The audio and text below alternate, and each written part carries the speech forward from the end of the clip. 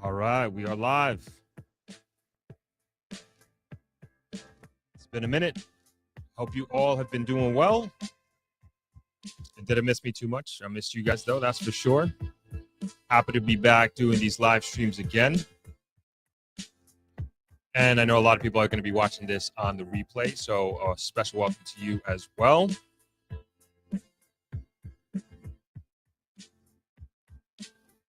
And we got an agenda today. We got a pretty hefty one that's right there on your screen. And we are going to be trying to, I wouldn't say whiz through it, but we want to try to get through all the items and give each one its due course, if you will. But of course, it's been quite some time, quite a few weeks since we had our last Sunday live stream.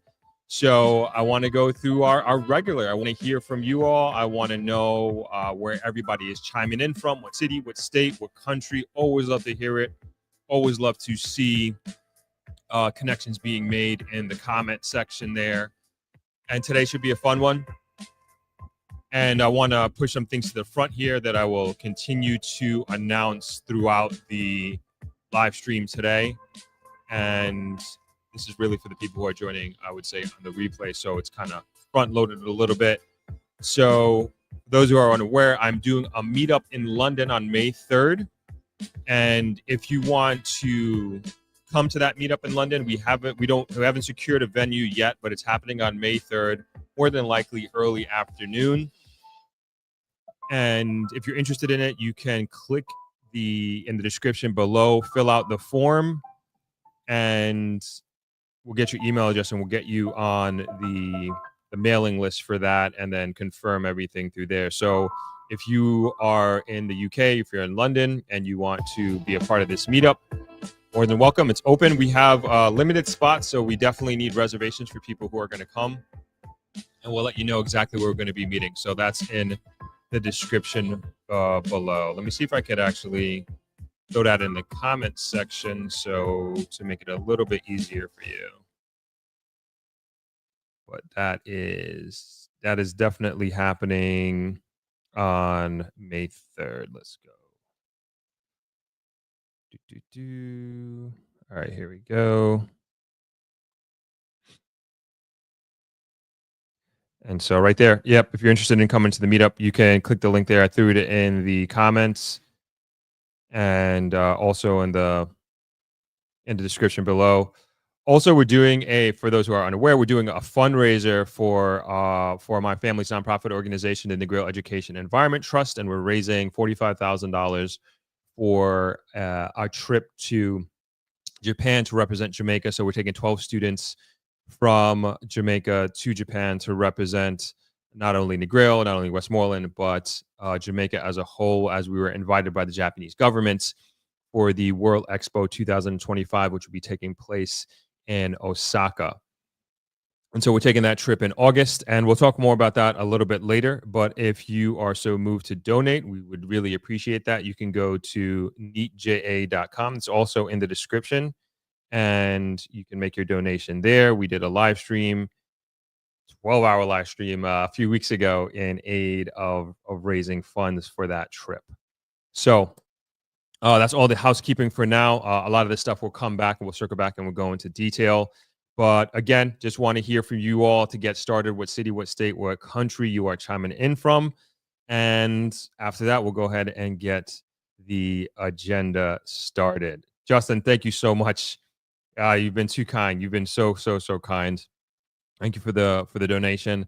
All this, and I just want to say that if you do donate here, I will we're gonna take care of the fees, so you don't have to worry about that. I just made that decision. We're just gonna cover the fees that YouTube takes out, and we're gonna make sure all of it goes towards the trip.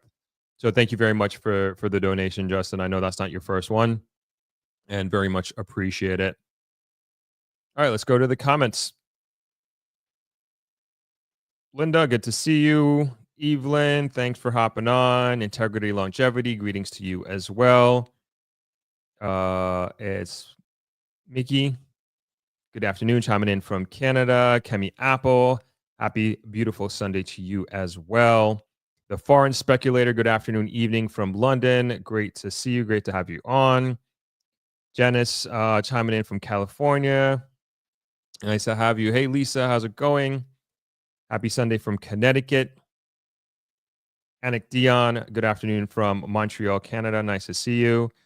Kemi's coming in from San Antonio, Texas. Jason Lee, ATL1 Jamaica, that's right. Shima chiming in from Georgia. Audrey from New York, good to see you. Evelyn is in DC.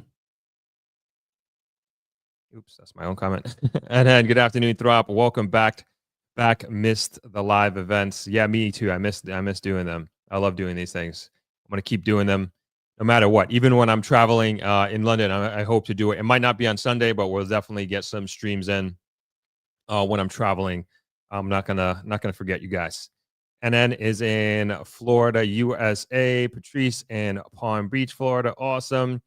Mr. D. Lawrence chiming in from London. Good to have you on. Crystal Nicole says happy Sunday from Iowa. Justin D. YouTube takes fees for fundraising. That's criminal. Yeah. So it's difficult because we're not registered in the U.S. as a nonprofit. So I couldn't register. So if you want to avoid register with YouTube, that is. So if you want to avoid all that, you can go right to our website, and there's no fees taken out of that. So I'm just trying to make it the most convenient for anybody who wants to give. Buffalo Soldier, good to see you. Peter V checking in from Saskatchewan, where it's just above freezing. Oh no, it's like pretty much mid-April. What's going on? What's up, Punty? Good to see you. Thanks for chiming in. Coming in from Ontario, Canada. Zoe Buckley chiming in from Portland, Oregon. Awesome. Zurich in the house. Good to see you, Romar. Jay American, live from Philadelphia, but in Atlanta for the weekend until tomorrow. Good to have you on. Caroline Young, good afternoon, Throp. Good afternoon to you as well. Gina says, finally catching a live on your time, vacating in Mobay. Awesome. Nice to have you. Welcome home. TDC Consultants, Throp. What's going on, TDC? Good to have you on. Yeah, Justin, if you want to invest, if you want to donate on the website, that's easier. Yeah, that's great. That would be great. McKay Faye, hello from Bayshore, Long Island. Strong Island is in the building. Good to have you.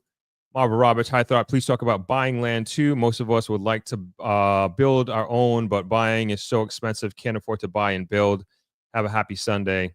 You got it. TDC consultant says long time. Yes, and so this is actually part of the, I would say, the Throp-X discussion. And even though I have an agenda here, I promise we're not going to be going in order. I'll just tell you that right now, but this is more of a guide than anything else. We're just going to flow with it just as we normally do. And so one of the aspects that I'm so excited about with Throp-X this year is that we are doing, and just so you know, we do, like, the tickets are for sale at thropx.com. They're up on the website. And if you're interested in learning how to invest, move to Jamaica, interested in real estate, definitely it is like the premier investment conference, in my opinion. Of course, I'm super biased, but I try to deliver on that as much as I humanly possibly can. And I think I have in the last 3 years. So if you're at all interested in that, Throp-X is your event to come and join us at. It's going from November 16th to 22nd. And one of the different, I would say one of the major differences is that we have 2 days that we're doing for the real estate tour, which we got the feedback from everybody. We understood that it was just to do commercial and residential real estate in one day was just too much. And so with that, we're going to be splitting the days. And what that allows us to do is that we can travel a little bit outside of Negril. And there's so much opportunity on the bookends. And I was always a little bit scared. We did it one year, the first year, went outside of Negril to West Isle, which is it's in Little London. And actually, I ran into somebody at, where was I? Was I Skylark? I'm not going to blow up your spot. yeah, we were at Skylark, and he came and shook my hand. He said he bought a house there. He bought a place there at West Isle, and he just thanked me for the information and the content, which I really, really appreciated. And it just goes to show you, this content is working, and this platform is working, and people are really, really, I guess, executing on their dream. So anyway, my point is we get to go outside of Negril. And to your question, I forget who that was about buying land. I think that's a big part that I will have to admit we missed the last couple. I would say definitely the last Throp-X is that a misunderstanding of people wanting to see land and like literally what are the opportunities to build your specific dream house to your specifications that you've always been thinking about and customize it as much as possible. And instead of just necessarily buying turnkey solutions, which I know most people want, but I think we want to satisfy both. And to be honest, it gives a real, I guess, holistic education on the market and also what the options are. So I'm happy to be doing a 2-day real estate tour of Throp-X this year. And it just gives us more time, conserves our energy a little bit, and we can take our time going to these different places, and we can go a little bit outside of Negril on both sides, going on the south side and then also going northeast towards Montego Bay. All right, so that's Throp-X for right now. But let's get into the first item of discussion, which is the title of this live stream, which is the Prime Minister's encouragement for the diaspora to invest in Jamaica, to come home and invest in Jamaica. And let me bring up this article to start us off with.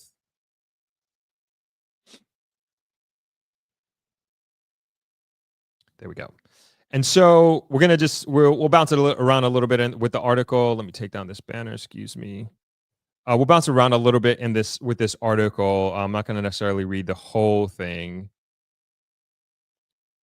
but I will tell you what inspired me to, and we're going to get into this, what inspired me to even like make this the main topic, so to speak, for today was not necessarily the Prime Minister's encouragement for, sorry, AC went off, for the diaspora, most of you in the audience here, to invest in Jamaica. It was more so the backlash that I saw in the comments of not only the Gleaner article, the Gleaner Facebook page, excuse me, where this article was published, but also it was on the Capital Casual Facebook page, the Negril, which is a Negril Facebook group, and I mean the negativity in the comments, and we're gonna go into it. Like, I don't want to what would I say, shine a spotlight on the individuals who are making these comments. I don't necessarily want to chastise them, and of course it's the internet and people are entitled to their opinion, but some of the opinions are just downright silly. I saw a lot of people defending it, and even myself went on there. And I'm not one to go in the comments to be going back and forth with people, but I think what it was, I've been missing my live streams, and like this is my place to kind of get it out, so to speak. And I haven't had that in quite a few weeks, and I think this pent up not anger, but my pent up opinions, if you will, and I not having an outlet to talk about things that I care about and that I'm passionate about in the last few weeks, it drove me to go to the comment section. So I was in there giving my opinions, going back and forth with a few people, and it was a little fun. Not my style usually, but it happened and I had some time, right? So anyway, let's hop into the article and then we'll go through some comments. All right, let's do it. Okay, so the article is Holness urges diaspora to contribute to JA beyond remittances. Prime Minister Dr. Andrew Holness is urging Jamaicans in the diaspora to return home and invest, a move which he said would increase the country's output and further boost the economy. Holness, who was the guest speaker at a diaspora forum at the Christway Baptist Church in Miramar, Florida, in the United States on Friday, said the need to do for the more said the need for the more than 1 million Jamaicans domiciled overseas to return and invest is greater than the remittances and philanthropic efforts they offer. He noted that while remittances cater to social welfare that the government may not be able to sufficiently address, and that charitable efforts help sectors such as health, investments, will serve to increase output to maintain purchasing power and cost of living.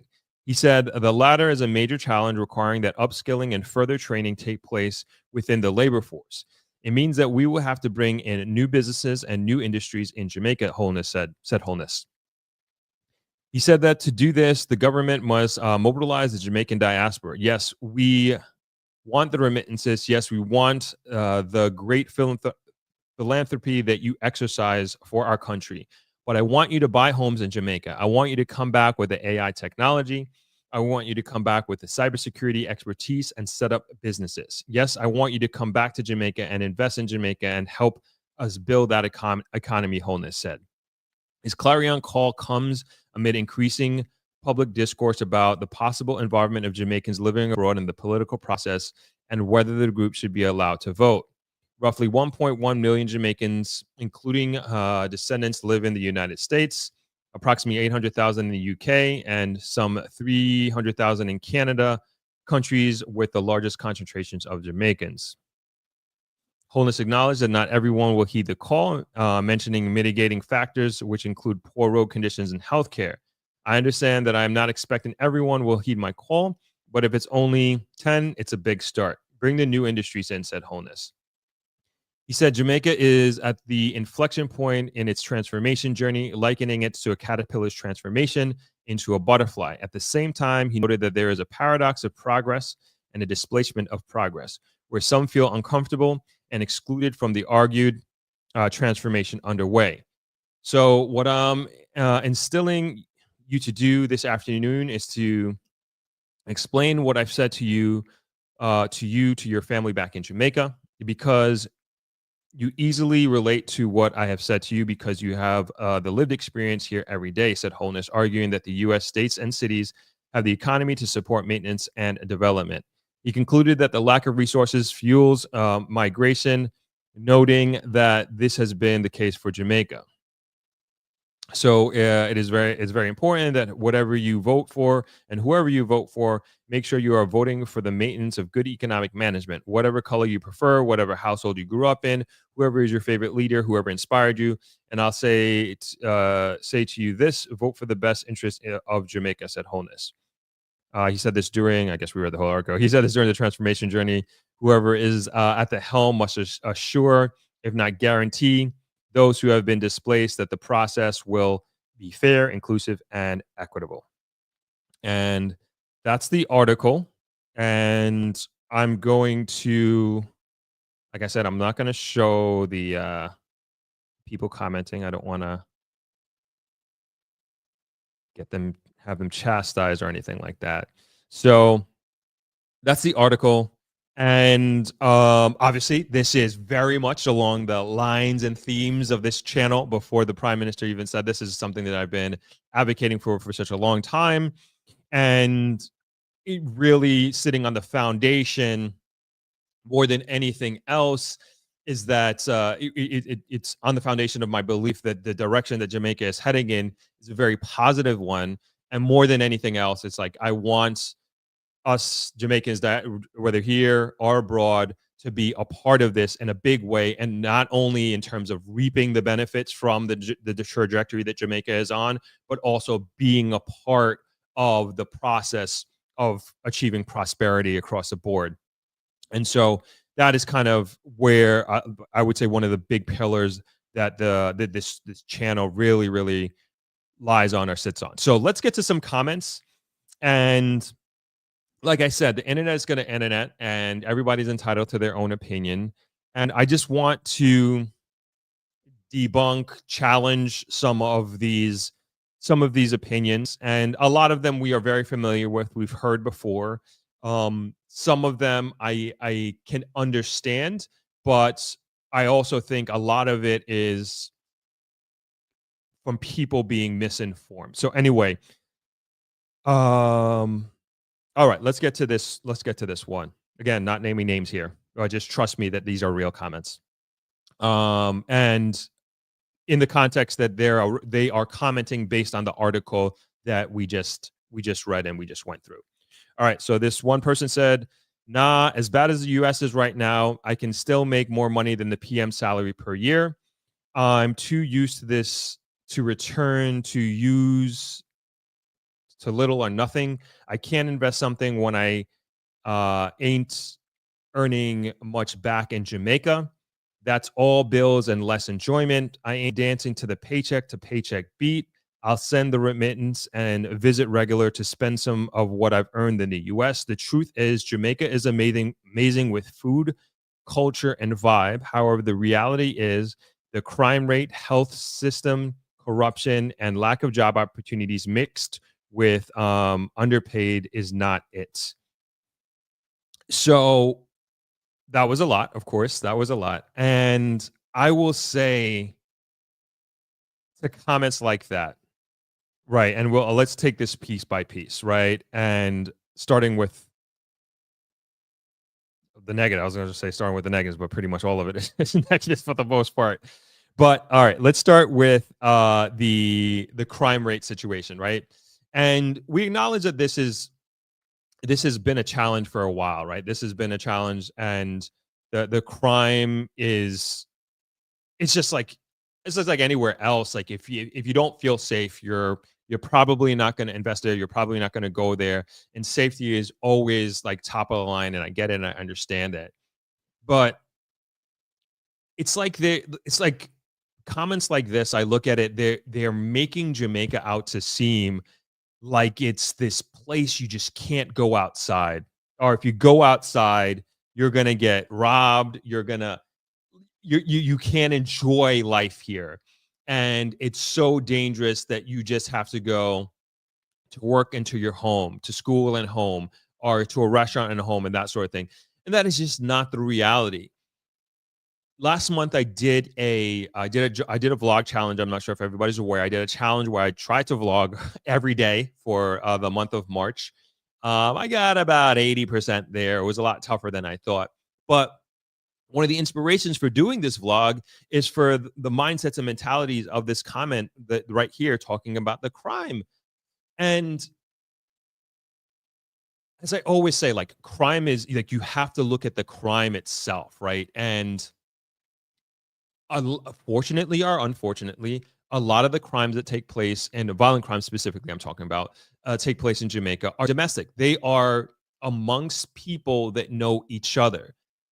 We're lucky. I think we're lucky that we are not a society where randomized crime is rampant, where it's just like our crimes of opportunity are rampant. I'm not saying it doesn't happen. I'm not saying it doesn't happen at all, but that is not what's leading the headlines. That is not what is when people think about and talk about crimes, violent crimes again, is what's happening in Jamaica to any large extent. And that's just not the reality. So going back to my daily vlog, I'm all over Jamaica. I'm in Kingston. I'm in Montego Bay.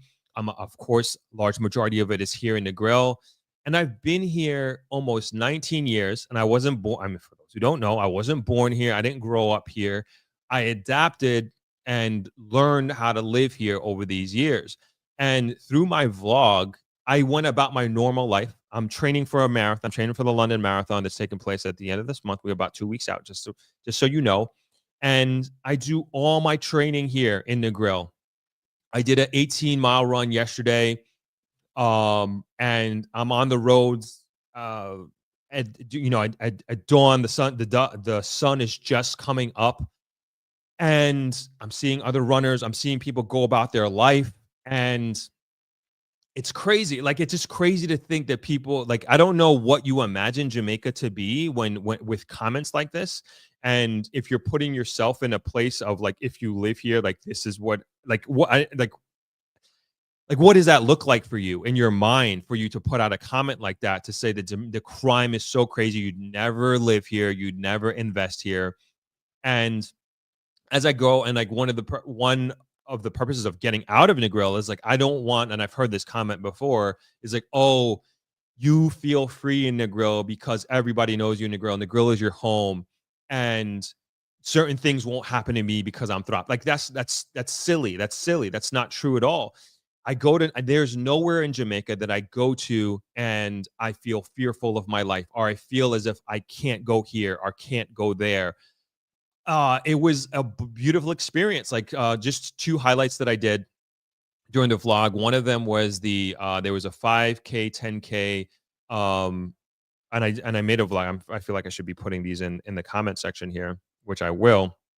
So anyway, there's a 5K, 10K race in downtown Kingston in the earlier part of March, and it was put on by the EU here in Jamaica, and it was a fundraiser in downtown Kingston. And if you know the history about downtown Kingston and what it was traditional, I can't even say traditionally because it used to be a much better place, but it's seen better days, let's say, in recent times. But it is being transformed and you're seeing the transformation and you're seeing the investment that's happening down there. And that's where the race started and ended.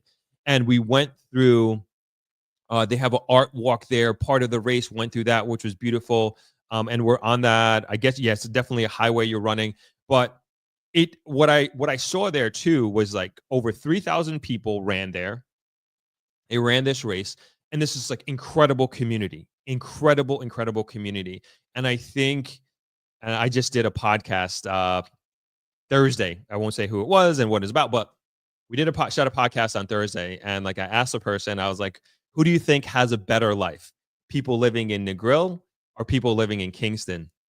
The person I was talking to, they're based out here in Westmoreland, and we just kind of going back and forth, back and forth, back and forth. And they said, oh, I got to give it up to Kingston. Because like that's one thing I think if I were to compare the two, like there's so much community in Kingston, but this can be found all throughout Jamaica, and people are living really great and awesome lives. And we're going to go through some examples here shortly that I think people are just completely misunderstanding what life is like here in Jamaica. And you can do Jamaica in many different ways. Being here in country Negril is very different from being in Kingston. And as me and the podcast guest that I had on, as we were doing a Negril versus Kingston type situation, and we're just kind of going through what Kingston has over Negril and vice versa. And one of the major things that Kingston have is community, and it's just so beautiful. 2 weeks ago, or last weekend, I should say, I was there for Grand Slam Track Kingston, which we're going to talk about a little bit later. And I went for a long run with the Pacers, which is a running group, which is a running club, excuse me, in Kingston. It was the first running club that I ever joined, as a matter of fact. Welcomed me with open arms. This is almost 10 years ago. Beautiful running community that will welcome anybody from any starting point, no matter how advanced, novice you are in your running journey. They will welcome you into their running club. And so I ran with them last weekend and did just happened to do another 18 miles. Very different because it's very hilly in Kingston. But again, beautiful community there.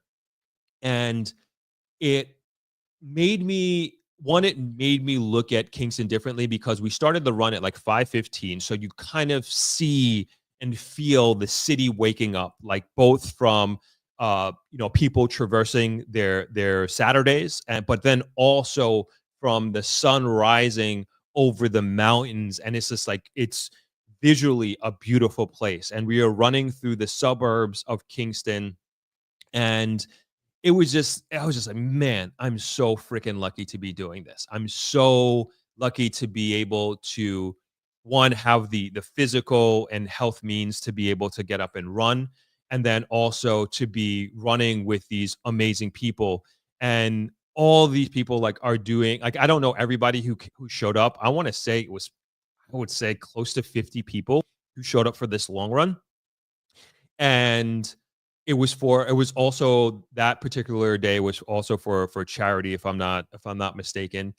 And all these people are like professional people doing great things, very diverse group of people who are professionals in their own right. And they decided to wake up a Saturday morning and run with a group of friends.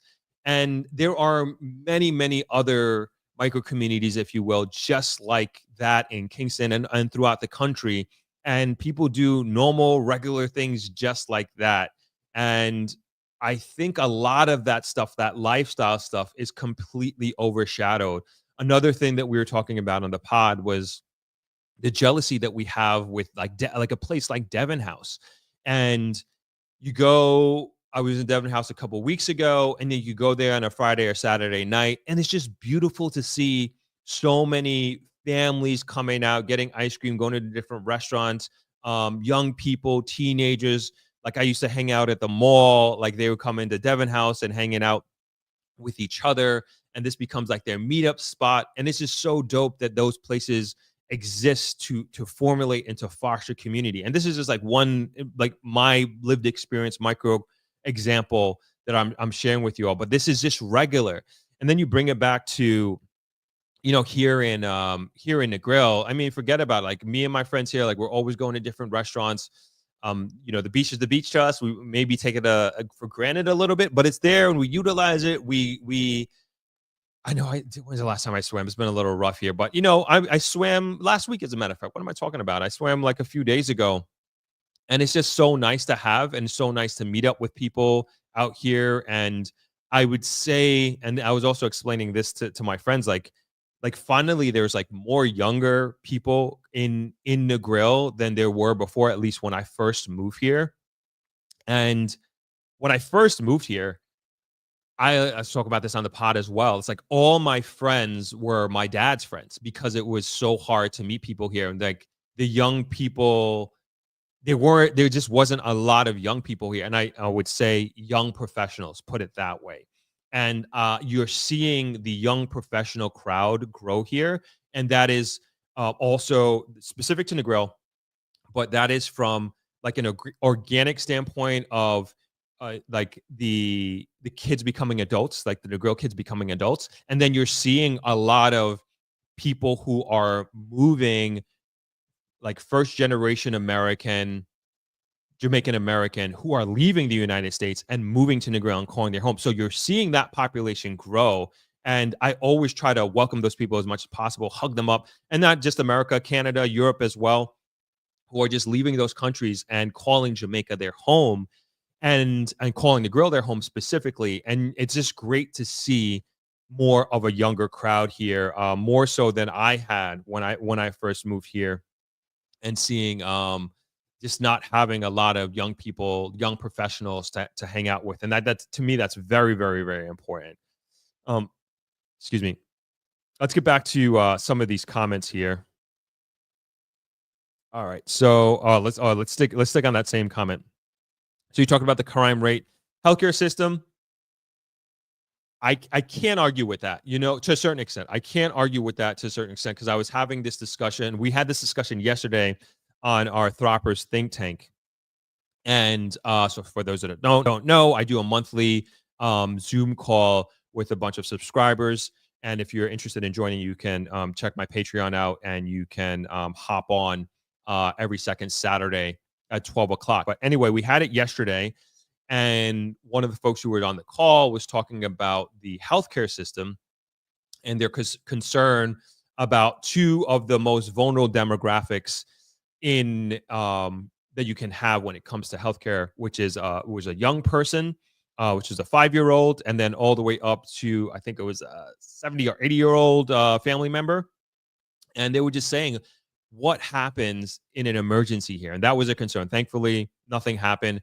But it just goes to show you where people's minds go in terms of what if. And I think that is a fair and good way to think, especially when you have a family. And it doesn't matter where your responsibility lies. If you're a father, a mother, a son, a daughter, caretaker, whatever it is, you think about these things. And my response to that really was, it really depends on where you are in Jamaica. It's specifically to the quality of healthcare that you're going to receive, right?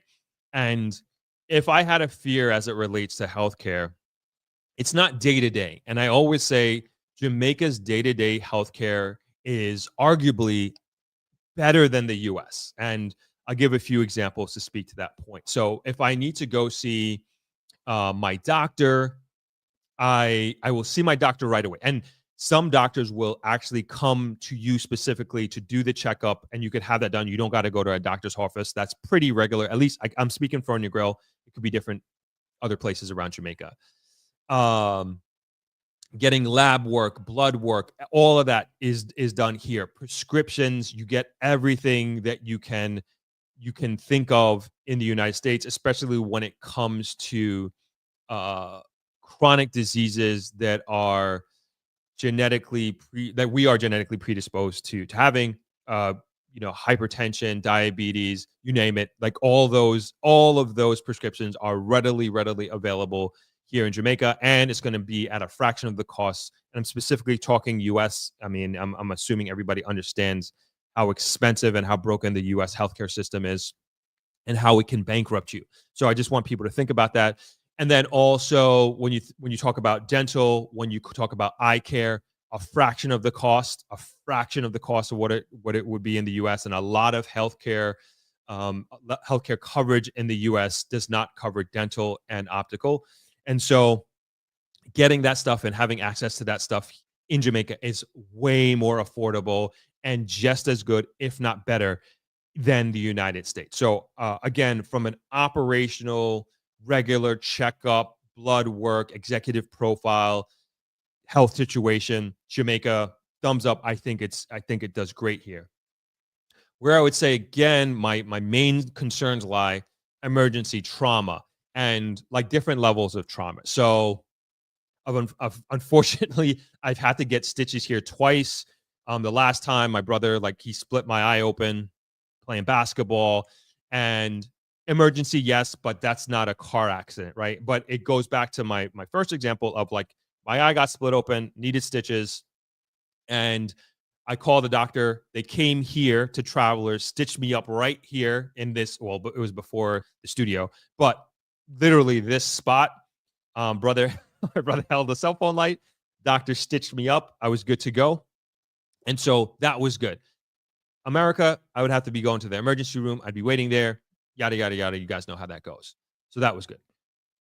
However, now let's move into more, severe situations. Let's talk car accidents, heart attack, those sort of situations.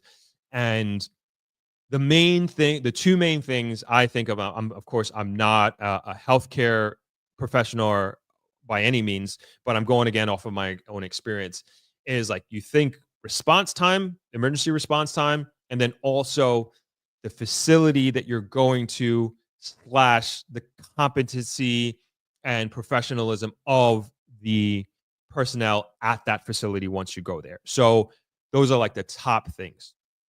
With Negril, things have changed in recent years with the Omega Medical Hospital, which is essentially right across the street from Travelers, which is a private hospital. And again, I'm giving these very specific examples because this is Negril and this is what I know. And so it used to be a situation where you essentially had to drive 45 minutes to an hour, depending on traffic, to Savlamar Hospital, or Royal Medical, which is another private hospital in Savlamar, to get medical care. And not the best facility. I'm not gonna lie, it's not the best facility. Savlamar Hospital. They are working on it. I know people on the board who are trying their best to elevate it, but there's a lot of work to be done. It's not the level of care that you folks who would be in the diaspora, living in first world countries, so to speak, it's not the level of care that you'd be used to. And it's something to take into consideration. What has changed now is Omega Medical Hospital. Mind you, it's a private hospital, but the level of care that you're going to get there, the quality of the facility is it's on par with a first world hospital. It really is. But it's a pay-to-play situation. If you have the money, you'll get the care. And it kind of is what it is right now. And if you're in an emergency situation, of course you're going to take it, and I've been there. I've gotten what did I get? I think I've gotten, did I get 2 MRIs there? I got at least 1 MRI there. Not an emergency situation, but it's a blessing. It's a blessing to have that hospital in Negril. And I've talked to hoteliers because, we operate hotels. We have guests from all over the world and anything can happen.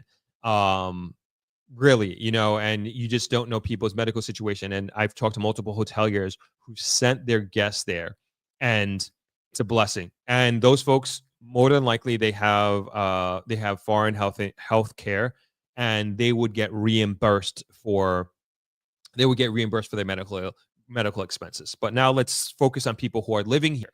And so of course, there are health insurance companies here that I would definitely recommend if you're living here to have a healthcare plan by an insurance company here in Jamaica. And a situation, if you go to a private hospital, you would get some reimbursements. Even some private doctors, when you go to them, they may not take your health card, but they'll take payment, and you'll fill out a reimbursement form and you get reimbursed for that. I've done that many, many times before with doctors all over Jamaica, and I bang myself up. So that's a pretty regular practice. And again, I think overall, that the healthcare and access to healthcare here is good. Unfortunately, I will say it is different if you have money or if you don't. I'm not saying it's right, but that's just the reality.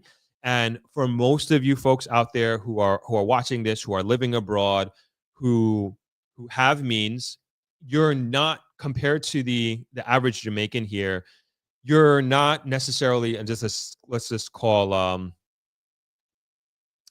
think about like Savlamar Public Hospital. You may or may not go there depending on your situation. You may go to Omega Medical, or you may go to Royal in Savlamar, which is another private healthcare facility. My friend had his baby there at Royal, and these are good facilities, but again, you probably have a little bit more money than the average Jamaican, and your healthcare experience is going to be a little bit different. Not saying it's right, but that's just kind of how it is. And I think you probably have less to worry about than you think, because you have more means than the average Jamaican. And I hope that changes, because not every Jamaican has insurance. Not every Jamaican has insurance. Not every company offers insurance to its employees. And so healthcare, even though healthcare to you here may be far cheaper than it would be in the United States, it's still not as affordable, especially without insurance, to the average person. So that's kind of my overall take with healthcare in Jamaica. And it really is dependent on where you live, the type of the quality and access of healthcare, depending where you are. I think of Kingston, you got the prime minister lives in Kingston. The money is in Kingston, as I always say. You got celebrities, you got art, dancehall, reggae artists there. You have actors. Like, the money is in Kingston. And of course, they all got to go to doctors at some point. Emergencies do happen. And the quality of care has to be at a level. The last thing I'll say on that is, in which we closed out the discussion yesterday, is talking about emergency medical healthcare coverage. And this essentially is a policy that you can buy. You can even in the health insurance policies here in Jamaica, you can buy where you pay your health insurance or pay into this policy, and you have access to be able to be an emergency flown out to, say, Miami or somewhere else for this. I don't know the prices on it. I really can't remember, but it is something to take into consideration if you are concerned and you feel as if you might need to be flown out for some reason. You can go ahead and you can purchase that insurance, and you have that access as well. Again, probably something that is not necessarily readily available, accessible to the average person here, but you, the diaspora, who are maybe thinking about moving here, spending extended periods of time here, and want to be fully covered, these are some of the options that you have. All right, let's keep going. Let's see what another comment that we can. Oh, I do want to touch on this. Somebody says, after what they saw done to Bolt, and that's the comment. And so I agree with this. I really do agree with this. And as far as like a concern in investing in the markets, I think this is a valid concern.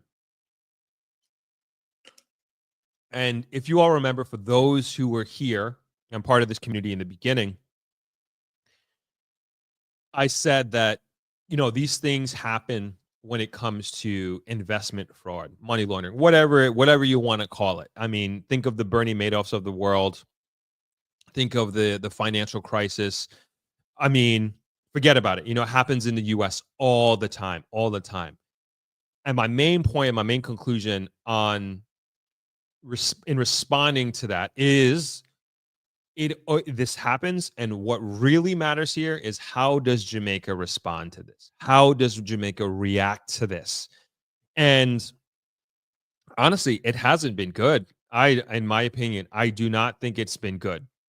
And I think a few months ago, Bolt came out and with great disappointment that he hasn't gotten anything back, and he's not seeing how there is going to be recourse. And I think he's been, a great representative and ambassador for Jamaica in the context of this situation. It's like he's not, for the most part, he's not coming out and bashing Jamaica's security industry or anything like that. He's been quiet. He's been minding his business. He's been doing his thing. He's been patient. He's been waiting, and still.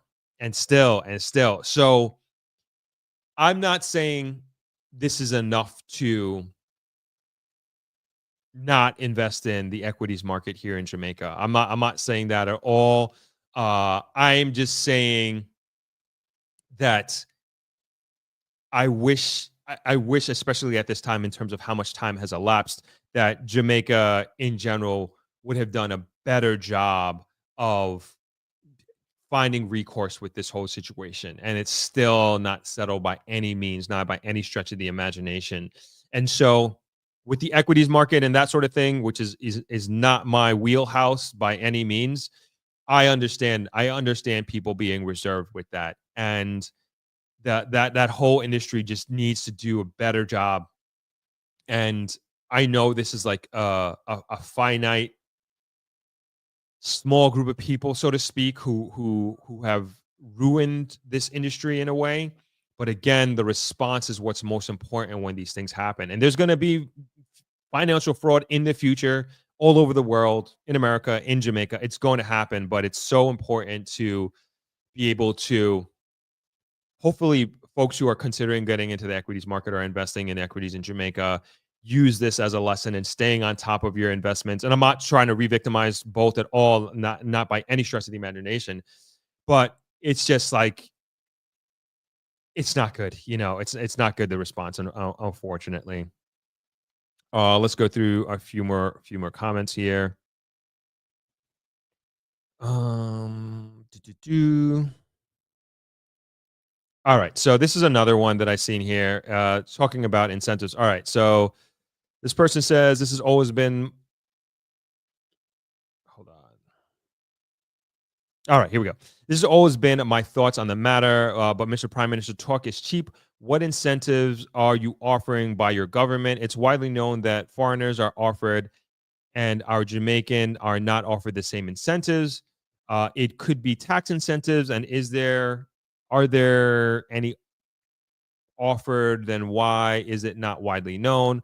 Allow us to bring back equipment at reduced duty rate or even free of duty. Encourage people to buy government land, especially for farming. Cut out the monopolistic crap we have in Jamaica so that you can increase affordability in electricity, chicken, etc. Also open a portal where the diaspora can invest in Jamaica, even if their money is small, and make sure their investments are secure and governance, it's not going to be stolen. Encourage productions in food sector to help to reduce cost of food to enhance food security.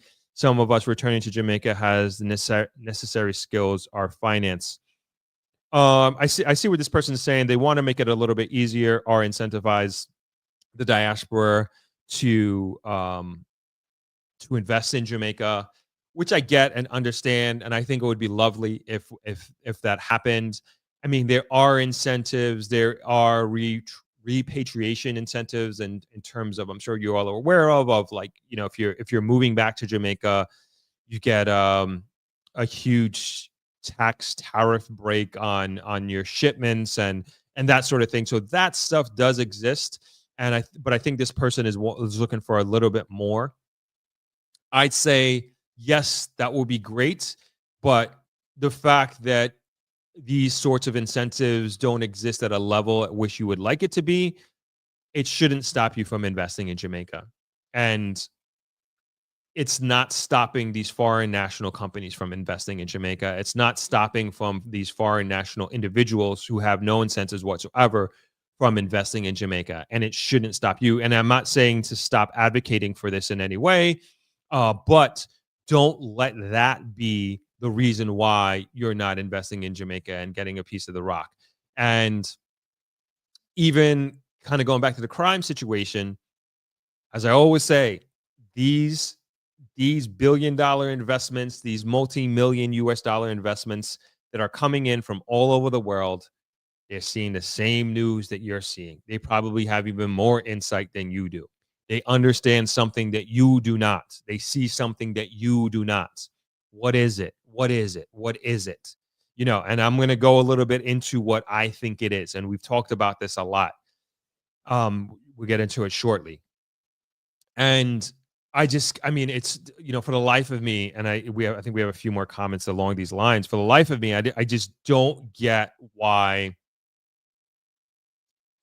so many people who are living abroad, who haven't been back to Jamaica in so many years, I just like really just dragging down the country and dragging Jamaica's name in so many ways. And I'm just like, man, y'all don't get it. But I'm going to, no matter what, no matter who says what, I'm going to keep coming on this platform, keep trying to educate, keep trying to open the minds of those who will listen. And again, like as I opened up with, maybe some folks are misinformed. One of my childhood friends, I probably haven't seen him since high school graduation, prom, like honestly.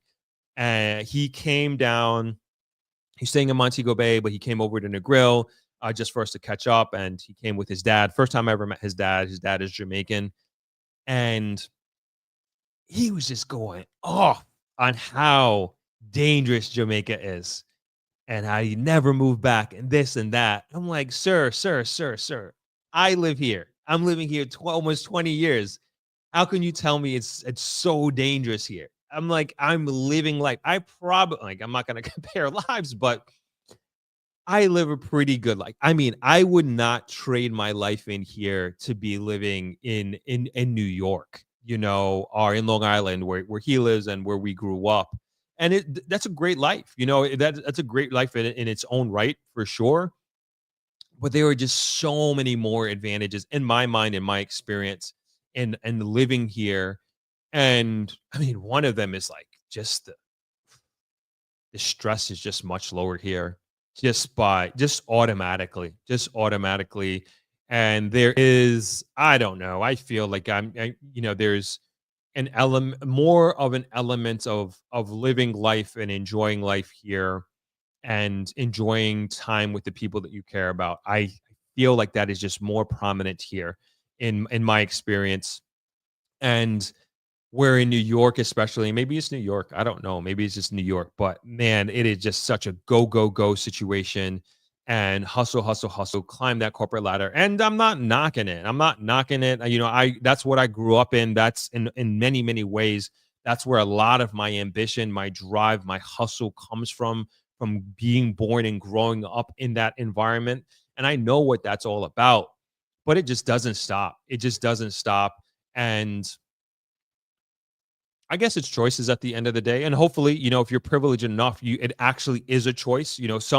Some of us are in situations, which I understand, where you just have, crazy responsibilities with whether it be with your spouse, your family, your immediate family, your children, your extended family, and you can't just pick up and go. I get it. I understand it, and I'm not knocking anybody for that. And we all have responsibilities that we're tied to. There's also financial responsibilities, whether your mortgage, your car payments, credit cards, all these things that kind of hold you down, and you can't make that move. And so I get it, and I understand, like, this is not easy. And I know many people out there in the comments here and who are part of this community would love to get up and just move. And I'm going off on a little bit of a tangent here, but I'll bring it back, I promise. But the guest that I had recently, she recently moved here officially last year, May of 2024, and she started her Jamaica journey in 2018. And she tried to move here a few years after, like, in that time period, and it just didn't work out. She had to move back to the States, work a little bit, figure herself out, and then in 2024 she has been able to finally move back, and now she's doing a refurb on an investment property, and that she's converting into a an Airbnb. And so my point in saying all this is just, like, I understand that not everybody can be like a digital nomad and work from anywhere in the world, and not everybody is single, no kids, and can just decide to go somewhere tomorrow, right? And bringing up the podcast guest that I had, it's my point in that is that it was a journey, and everybody's journey is different. Everybody's responsibilities are different. Everybody is in different spaces, different ages, different parts of their career, retired, not retired, just coming into the workforce. And in bringing all this is like, it takes, no matter what, I think, to do it properly and to do it right takes time. I think a big part of the process, or of the journey, is educating yourself, is networking. I think this is so important, because even if you're deciding you're retiring in Jamaica, which some may look at as, oh, that's easy. You've had your career, you saved your money, you can just go and do it. No, it's not. It takes time. And it also is like, it's a very emotional experience, which I just want to emphasize that I really, really appreciate. And no matter where your timeline is in your life, whether you're a 22-year-old who's made the decision, or whether you're at retirement age or in retirement age, and you've decided, like, hey, I've had enough of this life, I'm ready for that life. It's a big decision. And I think, in order to be, or at least give yourself the chance at being successful at this, you have to take the time to do your research, to understand what you're getting yourself into, to get an idea of what your life and lifestyle is going to be like here. And as I always say, if you can spend some extended periods of time in Jamaica and different parts, especially if you haven't decided where you want to live or where you want to invest. And these things take time. And so let's bring up the agenda here. I'm going kind of, oh yeah, I just remembered. Oh yeah. And so my point in saying all this is that I want to encourage people, like, don't judge yourself. And then this is, of course, most especially if you want to live here, don't judge yourself on where people are now. Don't look, especially with the podcast guests that I have coming up. They're wonderful. They're great. Their stories are amazing. And their journeys to calling Jamaica their home are very unique in their own right. And I don't want folks to be judging themselves against these people because they are where they are now in 2025. They've taken time. It's taken some time to get there. It's taken a lot of preparation. And the last thing I'll say on this is networking. I think this is so important in talking to people who live here, talking to people who've made the transition and journey to living here in Jamaica, and getting an understanding, like a real raw understanding of, like, the challenges that they had moving here, the challenge that they have living here right now, because everything ain't rainbows and butterflies by any means. And I think to have those raw conversations is very, very important.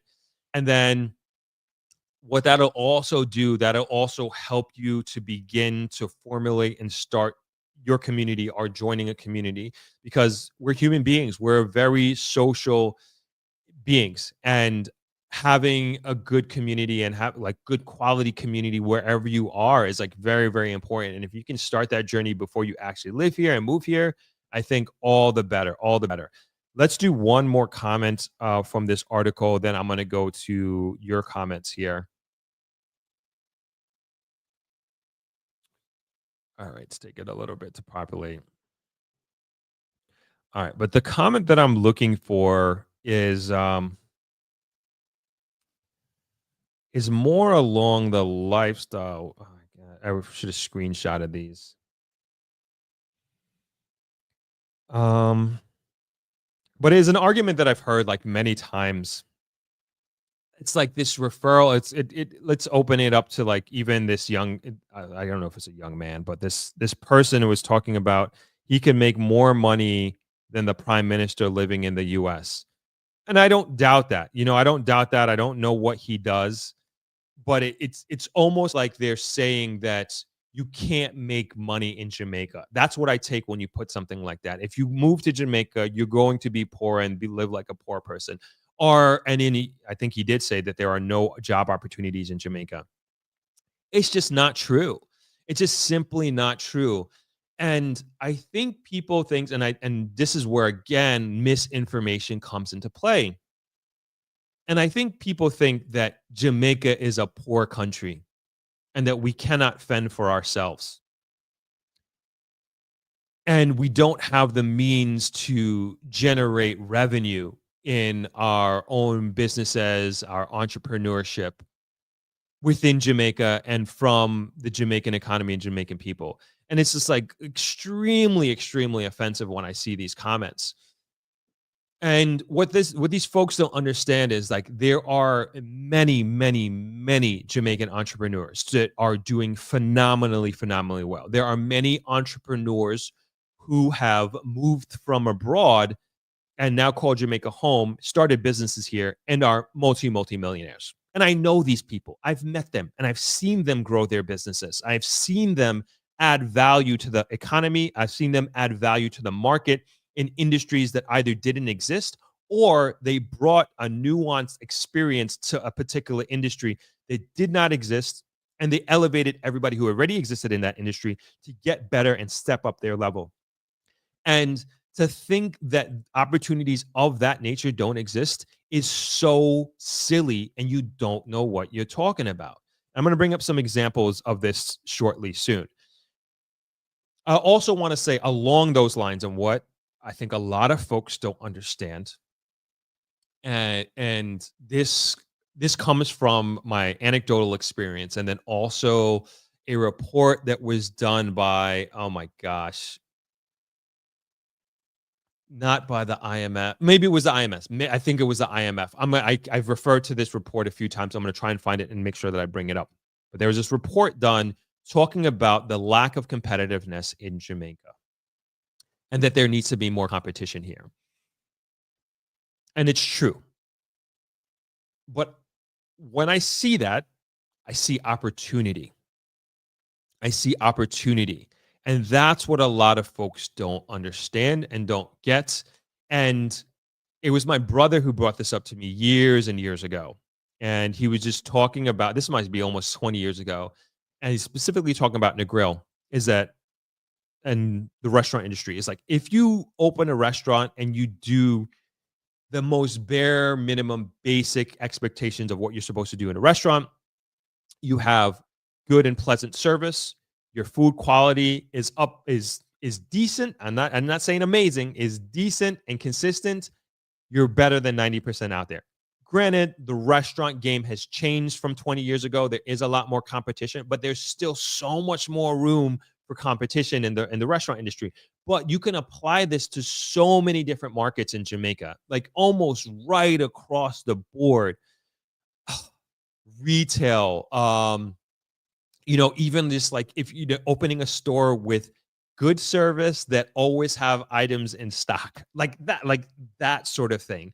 You go into a store and the persons and people there greet you with a smile and welcome you in like you're a customer, right? And we always talk about, I know a lot of people talk about how bad the service here is in Jamaica.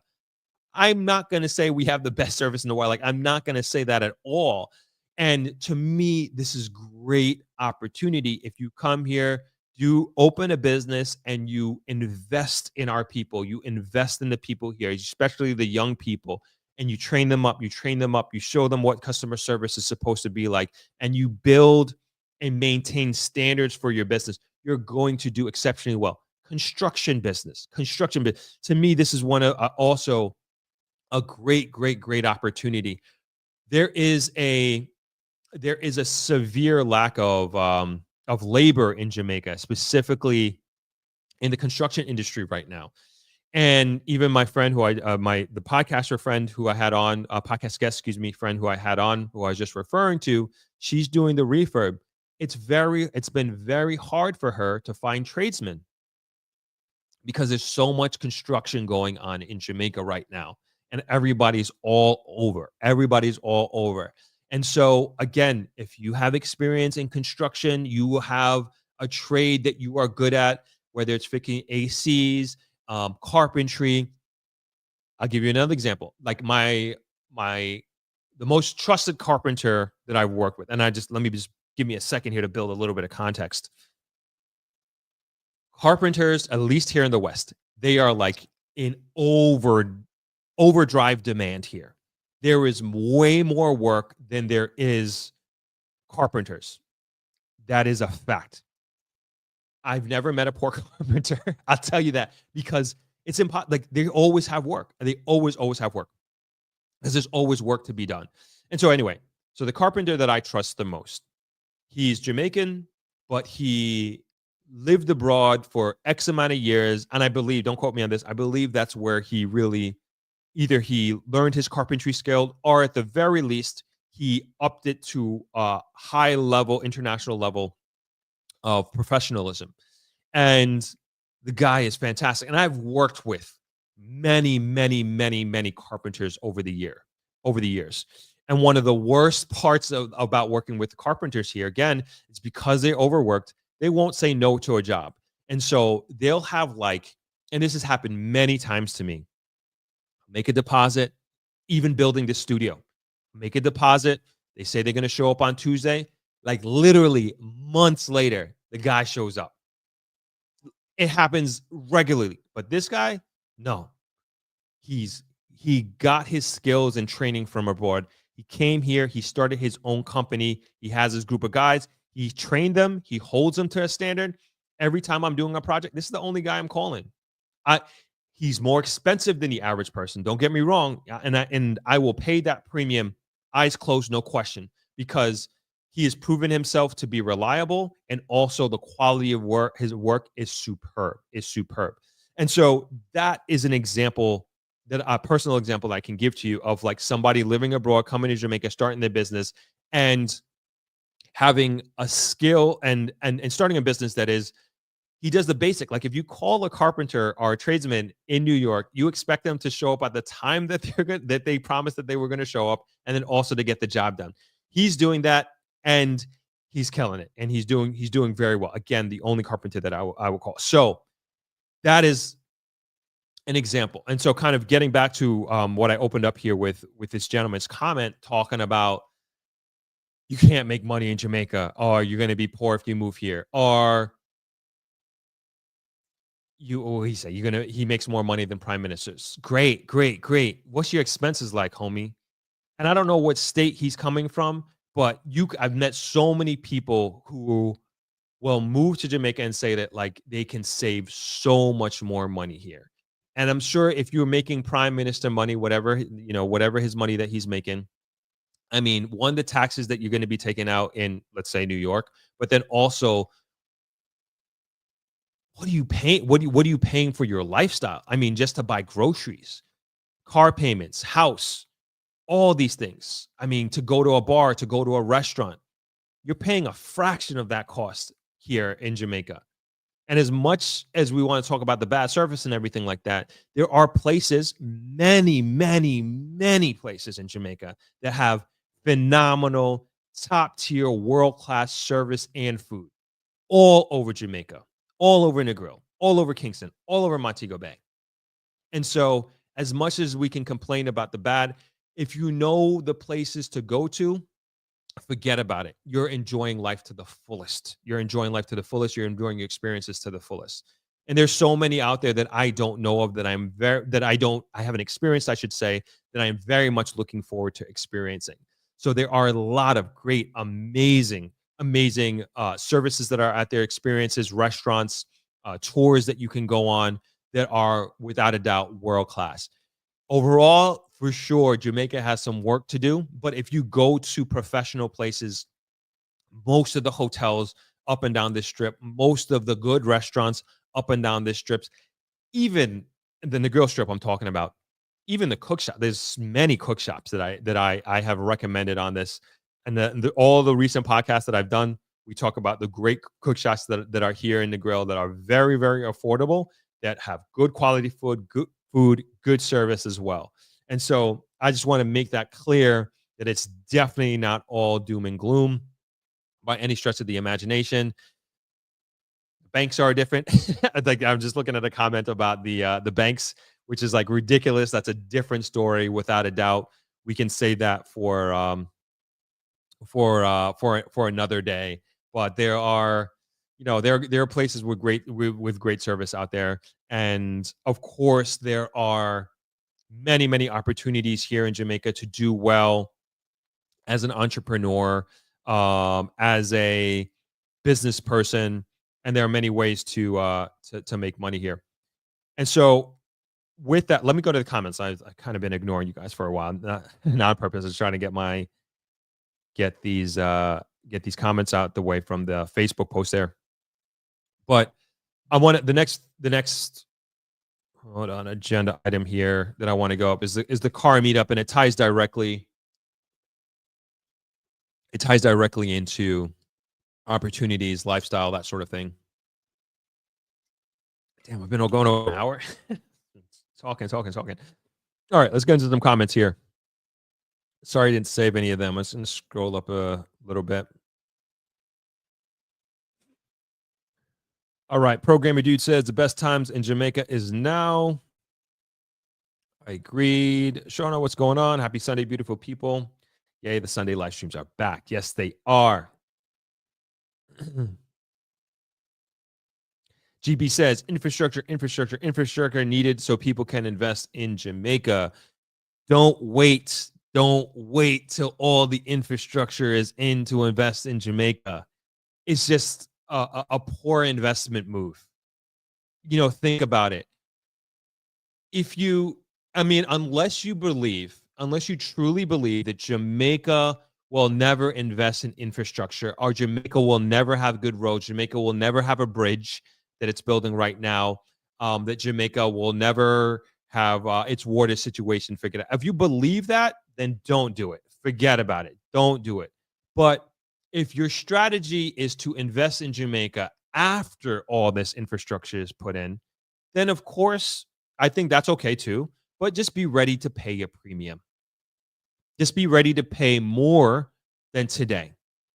And that's all I'm saying. And you can't complain in 5 years or 10 years when all this stuff is in place, when the water infrastructure has been in place and we're able to handle the capacity, which we're going to talk about in a little bit. You can't complain about the prices of housing or for square footage or land when the Negril airport is built, where the highway from Montego Bay to Negril is built, where the longest bridge in Jamaica has been complete. You can't complain. You can't complain because you're basically saying that you'd rather pay a premium, that's your investment strategy, that you'd rather pay a premium to invest in, I'm assuming your country that you come from in Jamaica, than to invest now, buy low, sell high sort of thing. And you're okay with that. And if that's your investment strategy, then okay. Then fine. Then that's what you're comfortable with. And you want to wait till everything is put in place, and you're waiting for this to be a mature market, and you're willing to pay mature market price. Fine. I get it. And that's okay. Justin D says, let the money spread in Jamaica and it will lift up the country. If only 1% and elitists get the majority, then expect problems. Totally agree with that sentiment. And as I always say, as much as I am confident about the direction and trajectory that Jamaica is on, if only 1% of us is feeling that, then it's stupid to me. It's pointless. It's pointless. And that's why I say like this, we're at like a huge inflection point, and Jamaica can learn from many other societies who have gone through the process that we're going through right now. And be assured, this is a process. And we're, as I always say, we're living through the history of a renaissance of a country right now. And it's and I encourage and implore people to have that perspective and have that understanding. Again, unless you believe that the way Jamaica is now is always going to be. And for me, it's hard. Like, you know, how can you think like that if you're seeing where we've come from? And like I'm saying that because I've lived through where we've come from at least 20 years, almost 20 years ago, having first moved here. And so this is where a lot of my confidence comes from in this, combined with just the sheer analytical observations that I have and I always allude to. Justin D says 60% of Americans are living paycheck to paycheck, so there's that as well. Let's keep going here.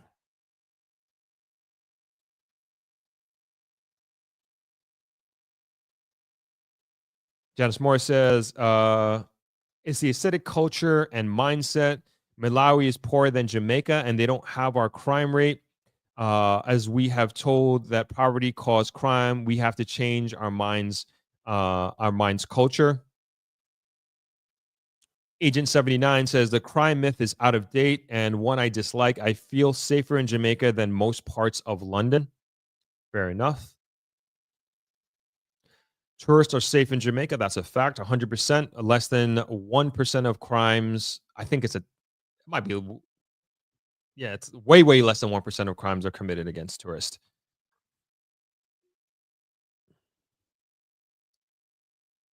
Trevor Black, I understand the genuine concerns of returning to Jamaica. However, I feel that a lot of the negative comments are from people who have not made it that big abroad. They have very little offer to Jamaica. So along these lines, this is kind of the point I was trying to make earlier. So thank you for the opportunity, Trevor. So along these lines is like, I think there is this, I still haven't come up with like a definition or a word to describe this, but like almost like this FOMO of a group of folks who have moved abroad, right, and have made the decision to leave Jamaica for a better life in America or wherever it is, right? And they left Jamaica, and to some extent they're no better, or maybe they're worse, put it that way. Maybe they're worse. And I've met many people, Jamaicans, who have done that journey to America, and they wouldn't go back. I mean, I have friends, even I want to put him on the spot. I have a friend, and he has, with his profession, he can work in abroad. He can work in New York, and that's where he goes. And he much rather be here in Jamaica with his business, doing what he does here. He can do what he does here, he can do abroad. And it just doesn't make sense for him. And he said he just has a better life here. He has more freedom here. He has his business here. He has more control here. And he'd much rather be here as well. And he can go up anytime he wants, but decides he'd rather be here. I know many people who have that ability too, and he could go to America anytime they want, but they're like, nope, much rather be here. And so I think there is a disbelief by many folks who have gone abroad, and maybe they don't want to believe that things in Jamaica are pretty good, and there are opportunities here, and perhaps they could be living a better life here. And who's to say what's better or worse? But I'm just trying to put myself in the perspective of these folks, and they don't understand that for many people living here, that you can live a good life. I'll just leave it at that. I don't want to go too far into it. Hutchinson Johnson says, only misguided Jamaicans abroad make those dumb comments. You said it, not me. Yo, what's going on, James? Good to see you. Good to have you. Gina says, people aren't misunderstanding. They are sleeping, hypnotized by an old myth. James says, Negril versus Kingston. My god brother of mine who lives in Kingston and said that Negril don't have a beach like they don't have a beach like Negril.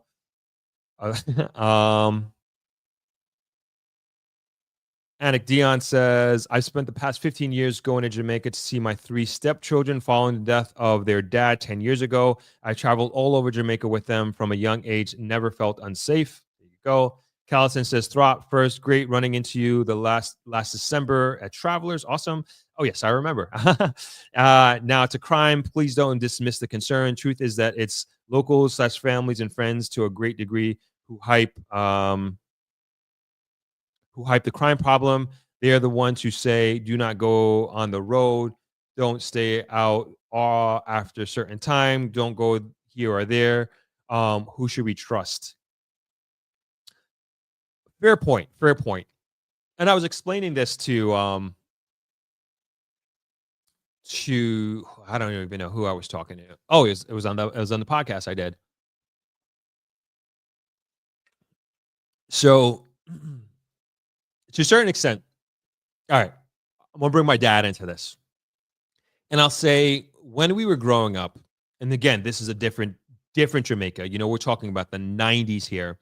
When I was growing up, and we used to come to Jamaica, and my grandmother, who lived in Kingston, lived in Mountain View. And if you know Mountain View in the 90s, I mean, even now, not good, but one of the worst neighborhoods in all of Jamaica. It's literally the crossing or the border of 2 rival gangs. And there was many times that my grandmother, God rest her soul, used to have to get on the floor and sleep on the floor because of gunshots. And so when we used to come here as kids, we used to always come to Negril, and this was before we had Travelers. And we used to leave Negril from like 4 in the morning, go to Kingston, see my grandmother, and then drive back. My dad would never stay in Kingston because it was, at that time, it was legit that dangerous. And it's not the Kingston of what it is today. And to a certain extent, I mean, he still feels that way. He does not like staying over in Kingston, and he's kind of maintained that about himself, and that's fine. But it was like this thing that was put in our heads as kids that that Kingston is so dangerous, and that it's so dangerous you can't even stay there overnight. And this is the perception that my dad has instilled in us, and had instilled in us as kids. And we grew up with this fear of Kingston and even other parts of Jamaica. And I'll say that fear kind of stuck with me when I first moved to Negril. And the first 4 years, I did not travel around Jamaica when I first moved here in 2006. Almost never. I would, if anything, if I had a meeting in Kingston, I would do the same thing. I would drive early in the morning, go to the meeting, and drive back. That was how it was, like, because of this fear that had been put in me as a kid that is so dangerous. And again, 90s, crazy time, different Jamaica. And so anyway, after being here for a while and having opportunities to travel around Jamaica, and I always say, after I finished business school and moved back to Jamaica, I fell in love with Jamaica. I fell in love with Jamaica in a different way because I started traveling the island and going to this Paris, that town, and really soaking up and understanding and appreciating the beauty of Jamaica from its topography to its people to all aspects of its culture. And that fear began dissipating, that was instilled in me as a kid from my father. And I began to realize and start appreciating Kingston more than anything else. And I was just like, Kingston is actually has a lot more advantages to Negril, especially in the early 2000s. They were just like more things to do, more people to meet there. And so my point in bringing this up is that I think people, especially local folks, I won't necessarily say older folks, even though my dad is a bit, he's a senior, but they have this image and understanding of what Jamaica was, or maybe from their own experience, but it's not necessarily the reality of what it is. It's not my experience. It's not my lived experience to say that you can't go to this place or that place. And as I said earlier, there is nowhere in Jamaica that I feel I can't go, or I'm fearful of, or I'm like putting together some sort of strategy to avoid certain things or avoid going certain places. The only thing like stressful to me and like in traversing Jamaica is getting my runs in. But like I have that anywhere that I go in the world. It's like, where am I gonna find 20 miles to run? And like that is it. Like that is probably the only thing that would stress me out in terms of where I go. And that this is a common runner challenge. It's not because I'm in Jamaica, but that's it. That's it. It's like other than that, and I'm not trying to convince anybody of anything. It's just I just don't think twice about it. I just don't think about like. I mean, I try not to drive at night. Like, if I'm like, I'm not gonna like, for example, like, I'm just being smart. Like, I'm not gonna leave Kingston at 6 p.m. to come to Negril, even though I have done that before. But I'm going to try to avoid things like that, right? Um, but even driving, like, if I needed to drive, like, leave an event in Montego Bay at like 9 o'clock and come back to Negril, I'm gonna do it. It's like it's not that big of a deal. I mean, again, I'm saying this in the context like, oh, if I blew out a tire or something like that, like I think of these things and I think of like the risk reward with that, and it's fun. Like almost every time, like I've haven't happened that often, but the last time I blew out a tire driving back from Kingston on the South Coast, and I hate driving this. I didn't want to drive the South Coast. I only did it because we drove back again, going back to my dad. As a matter of fact, we drove back from Kingston at night, and I didn't want to drive back from Kingston. We were driving in different cars and drove the South Coast. I hate driving the South Coast. I don't like my personal opinion. I much rather drive the North Coast, drive on the highway. I just know it better. There's just also way more potholes on the South Coast, but apparently people say that it's a faster drive from the grill.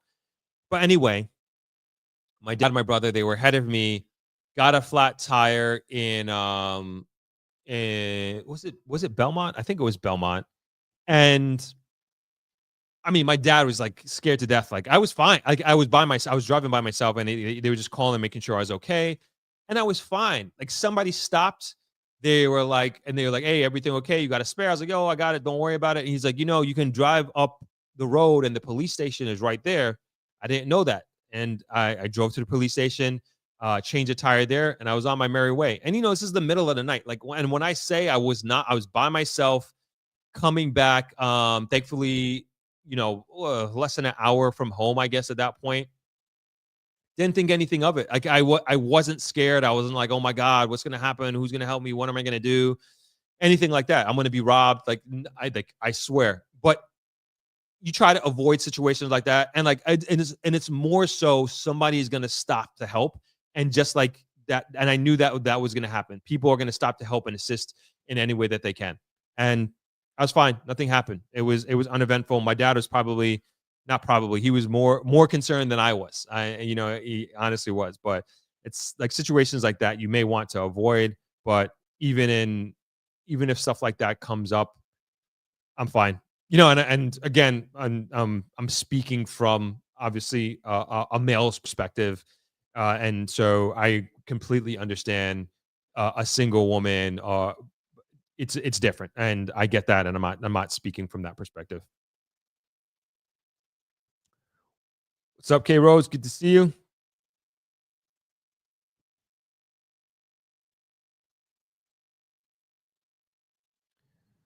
Um, Johnny Johnson, all reporters aren't criminals, just got caught. Oh, I'm probably reading that out of context. Sorry.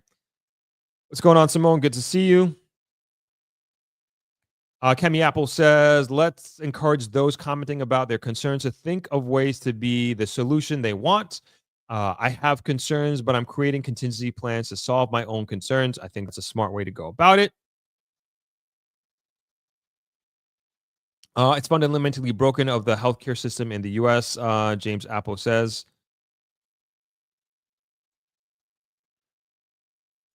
Johnny Johnson says, it's not a great idea to move back into the community where you were born, not only in JA, but anywhere globally, especially if some bad mind people still, they're doing nothing but hating, look for better. This is a great point. I always say this. And I think it's worth repeating. Some folks, many of you folks may have come from maybe not the best neighborhoods and best communities in Jamaica. And I've seen people do this. They go abroad, they make their money, they have stellar careers, and they come back and move back to Jamaica, and they go back to their same old neighborhoods and they build these mansions. And it just doesn't make sense. The people that you grew up with that you left here, more than likely they didn't grow and advance like you yourself did. And I mean that in a professional way, in terms of your career, but also as people, they didn't elevate themselves and they may not have been given the opportunity to do so. And so by you coming back into your old neighborhood and your old community, you may be thinking, hey, one of us made it out the hood and I'm going to be an inspiration. You can't do that. It just doesn't make sense. That's just not the way the world works. To move into a poor neighborhood and put a mansion, and maybe you have a nice car or two and you're living this lifestyle that they can't even dream of, or they can only dream of. And it's like you're putting a bullseye on your back. And I always say, even though this is going to be totally counter to the next topic that I'm talking about, I always say that I do not believe Jamaica as a place to floss. And I'm going to be a total hypocrite. And you can call me out on this in a second. But I don't think Jamaica is a place to floss and to show off wealth. I just don't. I don't believe that. Maybe my perspective will change at some point in time, wherein the wealth disparity is a little bit more balanced. But and then I'm just thinking, man, there is just so much wealth like in front of your eyes and it's so apparent. I'm talking specifically about cars, which is the next topic we're going to be discussing here. But specifically doing that, I think it's a smarter move to move into a neighborhood that is at or above your socioeconomic level. And that's just the reality. And I think that that's smart. I think that is just smart to do. And if you do decide to move back into your old neighborhood, it's like, don't build a mansion. I mean, you almost, and I'm not saying that you should be dumbing down to this level, so to speak, but how can you think to live and like roll up in a Jaguar in your mansion when next to you there's a house with with a tin roof? Bullseye. And it's, to me, that's just common. That's just common sense, right? And so good advice. Good advice there, Johnny Johnson.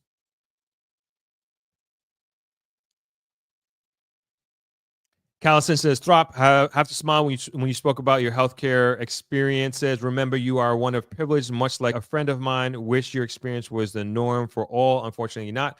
And I preface that, right? And I said, and again, I am not the average Jamaican.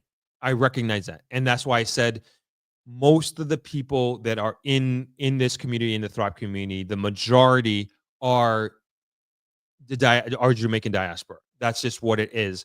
And people who are living abroad and have their professional careers abroad, they are going to be more in line with being able to afford privatized healthcare in Jamaica.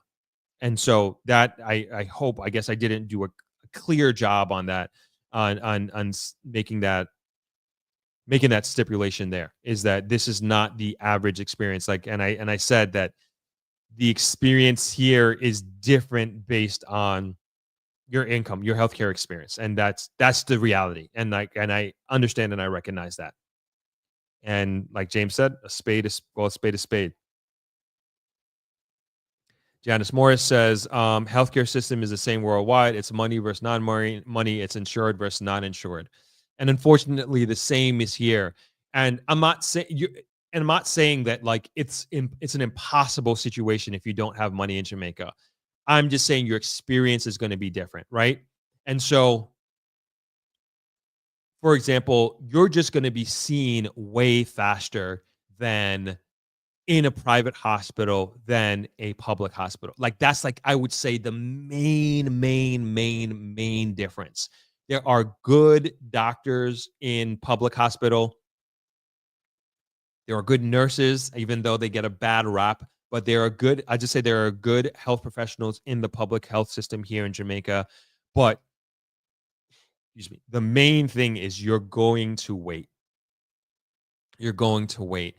When it comes to, having surgery and stuff like that, again, waiting and then also money to pay for the surgery as well. This is again going through the public health system. And I'm not saying it's right, but that's the reality here. And hopefully that does change fast, sooner rather than later. All right, let's keep going here.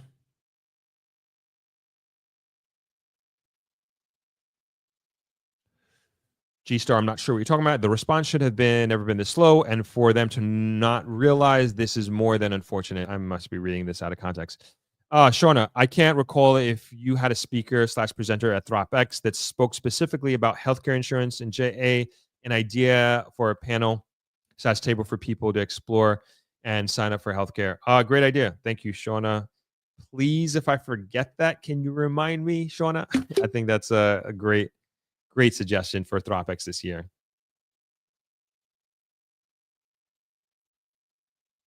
All right, let's keep rolling here, and then we'll get to the next thing. Man, we're over 90 minutes. Ann Gore says Bolt was targeted. I said that when I saw that blow covering around him for years. I'm not sure. I can't speak to that. Will the proceeds from the oil found in Jamaica directly into Jamaica's healthcare system? No, there was no oil found. They're still exploring. They're still doing exploratory missions for the oil, but hopefully, if they do find it, yes. The road less travel says you can lease lands for farming in Jamaica. Yes, you can. What's going on, Jay Fitz? Long time. This is Hi Throp and family joining late, watching the Masters. Awesome. Kemi Apple says every Jamaican in our friend circle in the U.S. wants to move back to Jamaica. Awesome. Send them this way. Send them to the library of content that we have that may be able to assist them in achieving that goal. Trisha says it's up to an individual to make sure that their investments are secure. I invest and I check on my investment at all time. Prime example is the Bernie Madoff or Enron situation. Yep. 2 U.S. examples. Currency Walk says, always us Jamaicans telling folks JA is dangerous, sad. Yep. Pretty unfortunate. Christine says Jamaicans want to move back, but the thought of not walking freely in your environment is very unpleasant, especially after living freely in their current environment. The crime is a real issue. I mean, I have addressed that at length in this discussion, Christine. That is just not true. I mean, I walk up and down all around Negril all the time. Same in Kingston when I go there. Not so much in Montego Bay. I'm always in my car in Montego Bay, kind of in and out. But definitely Kingston, definitely Negril. Walk freely. I don't feel as if I'm restricted to not going to this place or that place in Jamaica. The people that I know, same thing. We move very, very freely here, probably more freely where I don't know where you're living. But there is I feel a greater sense of freedom here in Jamaica than in New York. Layla says New York is a fun city. Quality of life is lower and very expensive. Facts on facts. Trisha says these are private companies invest at your own risk. When you invest on all platforms, the first thing that they say is that investments are risky, so invest at your own risk.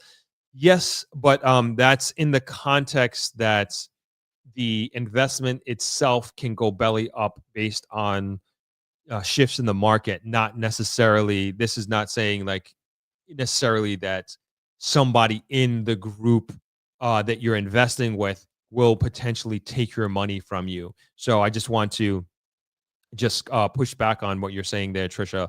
Yes, it's investments are risky, but inherently with the market and how things could possibly go, like you're not guaranteed a return on your funds, but also there is a guarantee or should be a guarantee that somebody from the institution that you're giving your money to will not take that money, or a group of people will not take that money. Claire T, what's going on? Jamaican nationals are any BIPOC who speaks bad about Jamaica are justifying why they have not been financially responsible and culturally responsible. We all have a responsibility to our ancestors. Kemi Apple says, I'm glad people aren't being made to feel bad for having concerns here. People have a right to ask questions or state their opinions. Absolutely. Absolutely. 100%. ISIS, the healthcare system is lacking everywhere in Jamaica. My brother died in February of this year due to the care that he received over the past 3 years, and he only needed one simple operation. I'm very sorry to hear that, ISIS. Very, very sorry to hear that. And this is not and I said very openly, like Jamaica's healthcare system is not perfect by any means. And even I had a friend who actually, I don't even know what the surgery that he got, but had a very close friend with the family. He got a surgery here, and even his family in the UK was saying, go back to the UK and have it done here. And he had it done here, and he passed away shortly after. Can I say if it was attributed directly to the surgery done here? I'm not sure, but agree the healthcare system is not perfect here. But to say that it is like it's not bad everywhere. Like that just hasn't been my experience. It hasn't been my family's experience. There are horror stories. Yes, there are many, many horror stories. I can talk about horror stories in Jamaican healthcare system at length, at length, at length, at length. But there are also good stories, and there are also life-saving stories. There are also stories of especially with the new hospital here, just like thankfully that we have that here in Negril. Galloway Kevin says, greetings to you, Mr. Throp and Throppers of the Lord, friends and family for good watching. May God continue to bless you, Agent Throp, and friends in Jesus' name. Thank you very much. Appreciate that. Diva C says, I came back from England and the price for houses is not for the weak. I will buy my land this year for sure. Garfield Whitaker says healthcare needs to be radically improved for older diaspora to return. Again, I think I talked about this at length. I think depending on where you are in Jamaica, I think day-to-day general practice doctors, like that sort of thing, I think it's quite good in Jamaica, honestly, if you have the funds, you know what I'm saying? And so I want to make that clear. And optical, dental, phenomenal, great here in Jamaica, great doctors. And I'm speaking of that from somebody who has glaucoma that was diagnosed here in Jamaica, who wears glasses, who wears contacts, who has astigmatism. And so I am very much on the forefront of eye health and educating myself on eye health. And so I can speak from firsthand experience. My dad got his cataract surgery done here. Can see super clear now. And so I can speak to the healthcare, to the eye care. One time I broke my tooth, I think 2 years ago. I got I think it's a crown put on my tooth, one of my molars here in Jamaica. Didn't want to cut my tongue. I was going to wait till I go back to New York to get it done. but I didn't want to cut my tongue, so I got it done here. Beautiful. I went to my childhood dentist that is a NYU dental school grad, has his own business, Upper West Side, Dr. Kirsch. Shout out to Dr. Kirsch, West 86th Street, 115 West 86th Street in New York City. So if you ever want anything done dentistry wise, all across the board, teeth whitening, um, braces, you name it, cleanings, that is the man to go to. Highly recommend him if you're in New York, 115 West 86th Street. Dr. Kirsch. I went to him, checked out the crown that was put on, or I think it was a crown on my tooth, and he's like, excellent job, exceptional job. Didn't have to do anything, and so I trusted his opinion, and I was just comparing apples to apples in that situation.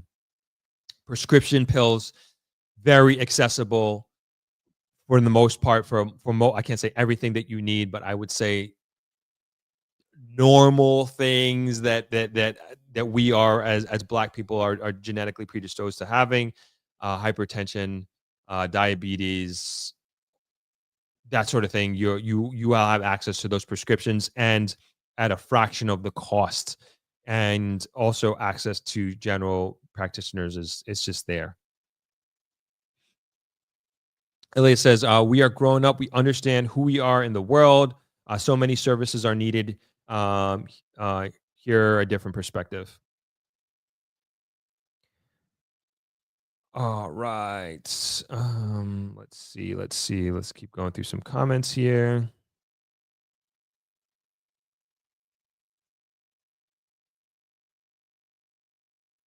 Layla says, we want great energy in Jamaica. If you are not passionate about the new opportunities that you can contribute, rethink. Currency Walk says, yep, the best time to buy is before everyone starts buying. All right. I think we're going to go on. Damn, so many comments. Sorry, I got to skip all these, everyone. We got to get to the next thing. We're still on the first topic, and we're almost 2 hours in. Yeah, Justin says way behind the chat. Yes, way. Okay. I'm just trying to let me get some channel members here. What's going on, Simone? If you took the leap to go abroad, the countries you knew nothing about, you adapted and learned how to pivot. Why can't we do the same for Jamaica? Well said. Well said. Regardless of where you're going to move or invest, you have to do your research and have contingency plans in place anywhere in the world. Absolutely. Let me see any other channel member comments. Justin D says, so what we need is more doctors, nurses, and investments into infrastructure. I will say, so I was at Grand Slam track events last weekend, and in the section I was at, there was I didn't know this the first 2 days, but there was a group of medical students that I was around. And anyway, on the last day, one of them just asked me about my camera stuff and what I was doing, and we started having this discussion. And he was telling me he wanted to move abroad to do, when he became a doctor, and to earn his income there, and he didn't think there was any opportunities in Jamaica. I was like, man, of course, it's like, this is the worst person you can tell this to. And so I just started, just going off in terms of like opening his eyes to seeing that there are tremendous opportunities here, especially as a young doctor. And I'm not saying it's not to do it. I'm just saying I was giving it, hopefully opening his eyes to a different perspective on how he looks as Jamaica as an opportunity. And I think there's great opportunity in the healthcare sector. And a lot of people were talking about the healthcare for retirees. I think that was a comment or two ago. And I think, for doctors, for people in the medical profession, to open up facilities that cater to those folks, beautiful. And again, people, and I'm just thinking, and I hope I'm not kind of going too far with this, but folks that are retiring in Jamaica, they've gone through a large portion of their life, and they've gone through their professional careers. They've saved up money. They're investing in Jamaica, maybe buying a house here, and this is where they have their pension, and this is where they're deciding to retire and kind of base the rest of their life out with from here, whether they want to travel or around Jamaica or around the world. And so they got to get their checkups. They got to do their physical therapy, which I'm a huge advocate for physical therapy, whether you need it or not. I think it's just a good maintenance practice for the longevity of the quality of life, and to do it before you need to do it. And so I think these facilities and services are going to be continue to be greatly needed. And if you are a healthcare professional that can offer these types of services, I think people are going to be willing to pay for it, and pay, as I stated before, that if you have a little bit of means, your experience here is going to be a little bit differently. And so even if you're a middle income earner in America, and I'm going to assume that most people, and again, push back on me with this, uh, by any means, please tell me if I have this wrong. I feel that the majority of the people who are in this chat, in this community, are middle income, and I know many of you are way above middle income. I know that for a fact, and this is not even applying to you. But if you are a middle income, if you're in a middle income situation in America, what I'm telling you here with the healthcare situation is you're going to be, it's not going to be a thing that you think about. Like, it's very affordable, again, compared to what you're going to be paying in New York, sorry, in America. I'll always go back to MRI situation. I got an MRI on my knee, $330 out of my pocket. Plus I had insurance. I got a reimbursement. I can't remember how much the reimbursement was, but $330 for an MRI on my knee in New York. You're probably, and anybody can look this up, you're going to probably be paying between $3,000 and $5,000 for that MRI. You can look it up. It just is what it is, right? You're going to be paying far less. An MRI is like, it's a commodity. It's the same thing in New York as it is here. It's the same thing in India as it is here.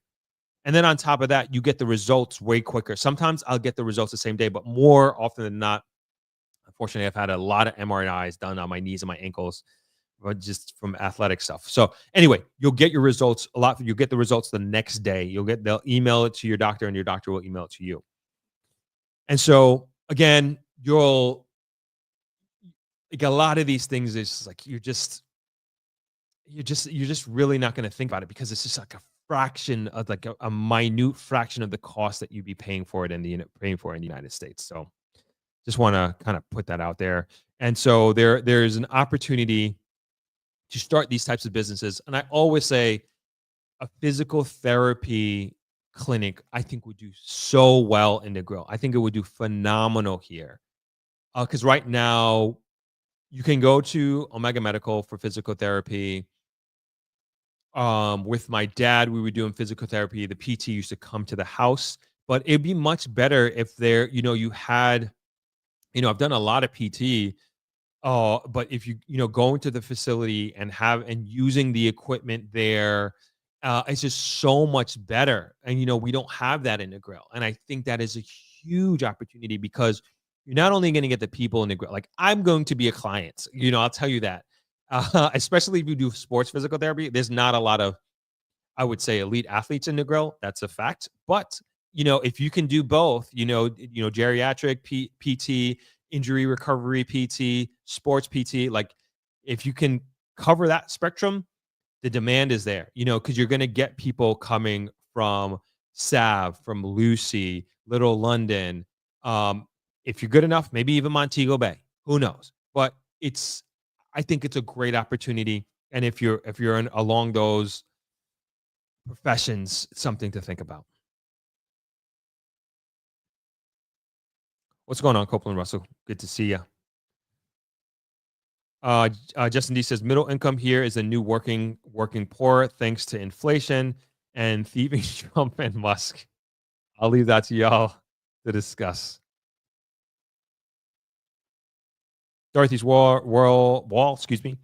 Says, hi, Throp. My family just got back from Jamaica on a red-eye flight this morning. We had an amazing, fun-filled time there. We are able to move freely in and around the city and rural areas. Another example. RN2CEO says, there are doctors who have their US-based and Jamaican-based practices. I feel Jamaica is an excellent opportunity to invest when it comes to medical and wellness needs.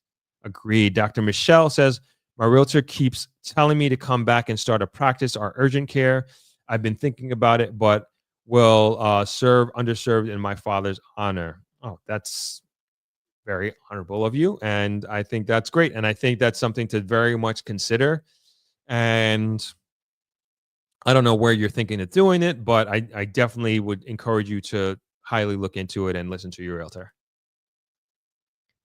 Camille Lewis says, healthcare is cheaper in Jamaica for sure, even without a health card. It is 100%. Dr. Michelle's, my problem is the lack of urgency. You can have all the tests and results, but the dragging of feet will not save a life. Absolutely. We welcome, Camille says, we welcome more healthcare workers in Jamaica, especially in rural areas. Definitely, definitely.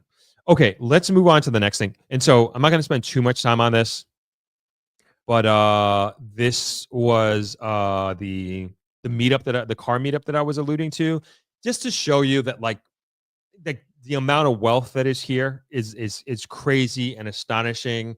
And I don't know. I'm not a car person. I'm not a car guy at all. I know some like high level stuff, but there are like some Jamaican car YouTubers that I started following. It's just like, it's a fascinating world to me. It really, really is a fascinating world to me. I had my little Fast and Furious era back in the early 2000s when I had my 1997 Honda Civic and I did a little souping up. I didn't even get into it like a lot of my friends. But it reminded me very much of the car meetups that I used to go to in high school and college, which was awesome, especially in the height of the Fast and Furious era. And it was just so dope. So this is what this reminded me of. And we're just going to take a quick look. Hopefully you can hear it. Let me know if you can hear it or not.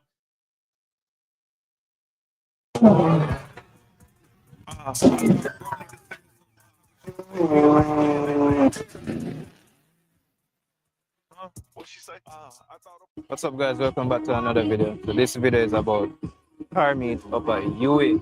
Big up to HH Media, big up to Shutterbreak. Big up to all right, give Machias a subscribe there. No, I didn't even subscribe. Hold on, I'm gonna put a link to his video. Hook him up with a subscription. And he's just going through, young YouTuber, car enthusiast. And I'm just gonna kind of skip through a little bit here. And again, I don't know a lot about cars, but always remember that I'm gonna play this and talk. I'm just gonna mute it. So that's a port. Hold on. this other day, you know. Nice too. All right, that's some sort of Porsche. I don't know which kind it is, but it's a Porsche. It's a beautiful car. And again, remember that with all of these vehicles, like these are imports, they're not made here in Jamaica. You're paying 100% duty on these.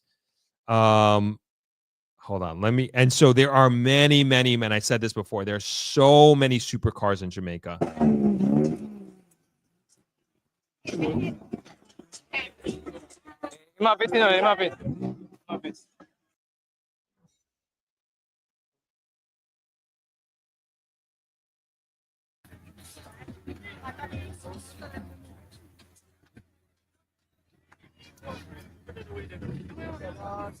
Sorry, I'm just trying to get to the supercar part.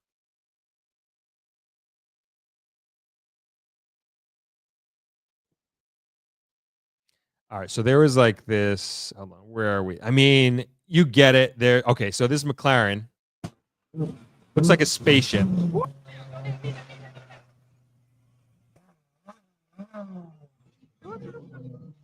I don't know. Somebody look up. Is that $200,000, $300,000 for that car? MSRP. There's a couple of like bunch of Porsches. There's I saw a Lambo, a couple of Lambos. saw a Ferrari, but you know this. Yeah, this thing looks like a spaceship.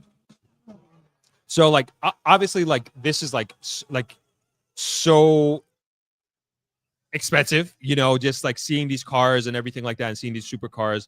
And there never used to be, at least it's like as far as I know, like there was never really this supercar community. And like now Jamaica has a supercar community, and like some of these cars are 200,000, 300,000 US. And again, they're paying the same price to clear them. And so beyond the flash of this and the expensiveness of it, what I'm also seeing here is like community. And I think this is awesome. Like, look how many hundreds, thousands of people who are here. There's literally hundreds of cars if you watch this, between the supercars and the luxury cars that are being shown off here. But look at this. Look at community. Look at community. Look at these car enthusiasts. And you know what this is also doing? This is also creating ambition in our young people, that they're not seeing these cars in a magazine or a poster that they have on their wall or watching a YouTube video. They're literally touching them. And these are Jamaicans who are owning these vehicles, who are importing these vehicles. And this is a sanctioned meetup. You'll see police there giving direction and everything like that. Like, look how excited these folks are. And like, they're seeing us, they're seeing Jamaicans with this type of wealth, with this type of capital, then in order to have these type of cars. And I'm sure these guys, I'm sure this is not their main car. I'm sure people are not driving to the grocery store in a McLaren, or driving to work in a Lambo. You know, they probably have multiple vehicles. And I'm not saying this to count anybody's pockets. I'm just saying this to drive home the point, especially going back to that person's comments on under the Facebook page, saying that you can't make money here in Jamaica, or you don't have any opportunities. And like, look at these guys. Look at these guys. They're doing it obviously exceptionally well in order to be able to afford this sort of thing. And then again, looking at all these young people with their cell phones and their cameras and the excitement that they have in their eyes of seeing these vehicles, being a part of this community, seeing this at a meetup, touching these vehicles. And to me, it's creating the community, but it's also creating ambition to say, one day I'm going to be able to get one. I'm going to get this car. And you don't know, you have no idea what kind of fire this is lighting in these young people and what type of inspiration this is lighting in these young people. The last thing I'll say on this thing is that, as I was saying before, like I used to go to a bunch of these meetups when and here's the white Lambo. Crazy. Drop top. So I'll tell you, I grew up on Long Island in New York. I used to go to these meetups all over Long Island. And I could tell you, there was no Lambo, there was no Porsche, there was none of these supercars. Nobody was rolling up with these type of vehicles back in the day. Nobody. And Long Island is generalizing, it's a well-to-do part of New York. And I saw none of these cars there, none of these types of cars. But here in Jamaica, in Kingston, in a place apparently you can't make a living and you can't earn good money, we're seeing them like regularly. You're seeing them like crazy. And I just thought this was awesome to see. And I just wanted to share this with everybody. But yeah, give, what's his name? Mackay. Give him a follow. I literally watched this from start to finish. This was great. I thought this was awesome. All right, where are we on our agenda here? All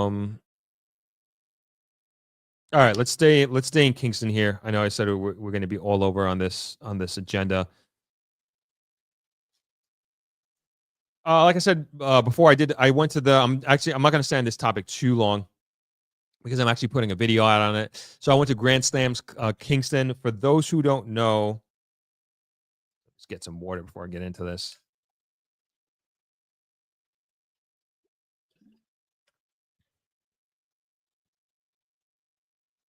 So for those who don't know, last weekend there was a huge international track meet here in let me see if I can bring up the website. Here in Jamaica. Let's take this down at that. So yeah, there was a huge event, track meet in Jamaica, in Kingston last week. Grand Slam Kingston. So this is a really, really big deal. So this is like a new sports league that was started by Michael Johnson, the Olympian, the American Olympian, and 100 and 200. And one of the main premises that separates this league, if you will, from what is already in existence is the payouts. And so traditionally, track athletes do not get paid a lot of money at all. To give you an idea, in the Diamond League, for those that follow, Diamond League is it's the predominant league that is around right now, that most track athletes aspire to be a part of, outside of the Olympics. Olympics is every 4 years, of course. And for the most part, if you win the race in a Diamond League meet, you'll get paid $10,000. Some of the athletes, if you get an appearance fee, it'll be down to $500. Juxtapose this to Grand Slam's track. The winners of these events get paid $100,000 US. I believe the lowest appearance fee is $2,000, and then second and third is tiered. So you're getting paid way more money than you would otherwise be getting paid if you were in other leagues. If you're in Diamond League, for example, or you were showing up to other track meets. And so, trust me, as a runner, as a marathon runner, like the amount of work and effort that goes into being these athletes and to being an athlete of this caliber and going to at this professional elite level is so much time. And I'm so happy that these athletes are getting paid. And so anyway, the first of this league was hosted in Kingston. So there's Kingston, Miami, Philadelphia, and LA. And those are the four slams that they're doing. And Jamaica kicked off this entire league, and it's historical. And we should be very, very proud that we were chosen for this. And I had the opportunity, as I said before, to go to this event, and I thought this was fun. It was phenomenally done, and it had its challenges for sure, but it was phenomenally done, executed, and put together. Congrats to all the folks who put this together, Michael Johnson, and we should be proud as a country that we were chosen. And the thing that I really liked about this is that, of course, we're a sprint country, but they had a lot of middle distance and long distance superstars that we didn't even know or really understand that was on our soil and also competing. And they were there, and I thought that was great. Unfortunately, it was not well attended, and they got some adjustments to do as far as that's concerned. But hopefully at some point in time, hopefully in the future, they come back. I hope we have an opportunity and they learn from their mistakes. But at the end of the day, it was here. It filled hotel rooms. It filled Airbnbs. And I thought this is like a very, very positive event for Jamaica. Did anybody else go? I met a bunch of people who are out there. That was also awesome. All right, let's see. So, like I said, I'm not going to really touch on that too much because I'm going to be going to it. I'm going to be actually putting a video out on that at some point. All right, next, where are we on our agenda? Global Logistics Hub. All right, I think we're going 2 hours right now. All right, I think we're going to do a quick break, and then we're going to get into the Global Logistics Hub. All right. Yeah, you would think I'd have some new videos for you guys, but sorry, not right now. Oh, let's see. Let's do the bungalows. We'll be at the cottages. I'll be right back. Hello, everyone. Thanks for joining the tour today, and we're going to be taking a look at the newly renovated bungalows, or otherwise now known as the cottages, which we've gone through about half of them so far. And we're looking at cottages number 4 and 8. at this time, and this is just a view of the balcony. We changed the entrance from being in the middle, and so if you are familiar with the property, there used to be an entrance for 2 rooms in one of these bungalow housing structures, and now each bungalow, each room has their own entrance to the side and a little bit more privacy as well, because we split the balcony. So you don't necessarily have to talk to the neighbor if you don't want to, but you can of course go around if you would like.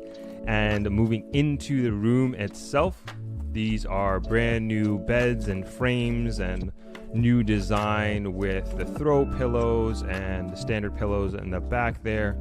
And then you can also see the kitchenette unit that we renovated, and we'll get to in a second. Also, we added a working desk with a charging station, so you have USB and also Type-C there as well, right below the television. And that's for anybody who wants to get some work done, especially those work from home people. And this is a wider view of the room, and I just want to make note of the AC, because these used to be fan cooled rooms, and now we inputted got rid of the louver windows, and so now it's completely sealed up, if you will, with, as far as the windows go, brand new windows. And also want to bring attention to the ceilings. So the ceilings used to be flat, and now we brought them up to an apex to give a little bit more room and make it feel a little bit more spacious, but still maintain the coziness. And also bringing some more attention to the far right corner of the kitchenette that we have, and we'll get to that in a second, and also the newly renovated bathroom. So we basically gutted this entire place. Even the floor tiles are brand new as well. And this is another angle of the bed, and just want to bring some attention to the LED bed frame, as well as the embedded nightstands and lamps, and another view of the kitchenette, I should say. And as you can see, it has basically all the utensils and tools that you might need to cook a meal. Included is a mini fridge there down on the left, and a hot plate, coffee maker, ice bucket, all the knives and utensils that you may need to feed a small family. Not necessarily Thanksgiving dinner, but you can definitely chef it up in there, especially if you're staying for an extended period of time. This might be a perfect type of accommodation for you. And that essentially is the kitchen. And now moving on to the bathroom. And as I mentioned before, like floor to ceiling, new floor tiles, new ceiling tiles. Got the LED frame around the mirror to give a little bit more lights. We changed out the square louver windows for the ship window, I guess you can call it. And we got the rainfall shower head and the glass frame shower door.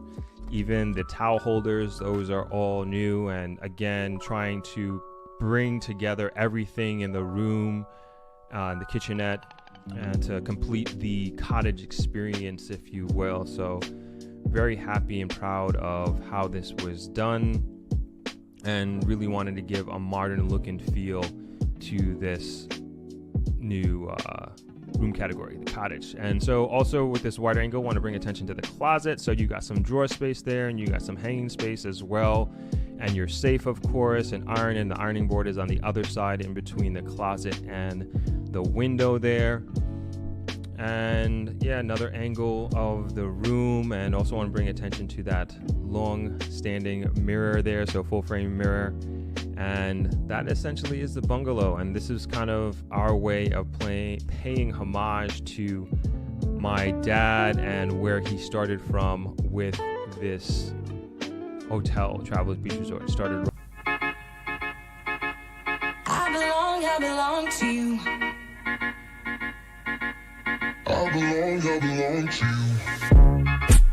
Do just what you want. You're the one I trust, and I always be around when I need some loving, baby. No one else. Yeah. Let you down.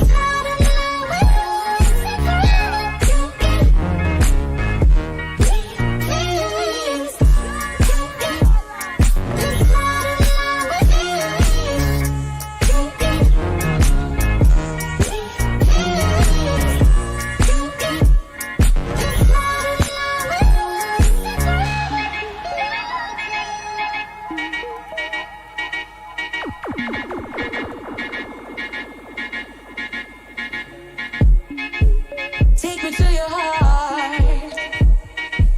I belong to you. Take me to your soul. All right, we're back. Okay. Couple things here. All right, so Grime to Throp, those supercars in Jamaica does not mean they were bought in the USA. Question. I'm also not saying that a good chunk of those cars were not bought. I'm not sure what you mean by that. I will say I've seen a YouTube video on the gentleman that has that black McLaren, the one that I said looked like a spaceship, and then also the guy I saw with the orange Lambo. And I'm not sure if like you're saying that they may have gotten them by under the table means or something like that. I'm not sure if that's what you're saying, but I can tell you those two vehicles, legit in a big way. And I like there's more Lambos and more Ferraris than that in Jamaica. That's I promise you that is not every supercar we saw in this video. There are more. Ines Scarlett says about there's wealthy people in Jamaica better than those people who travel to foreign countries and think they're rich. No, you're not rich. A lot of you got nothing to show. Ines said it, not me. All right, cool. Let's get to the next thing. All right, I want to get into, you know what? Let's talk about Negril first. Then we're going to get into the logistics hub. We haven't talked about Negril enough, in my opinion. So before we even get into that, I want to just remind everybody, for those that are in the UK who are interested, I'm doing a meetup on May 3rd in London. I'm running the London Marathon April 27th. If you want to come out and support and cheer on, I'll be running it April 27th.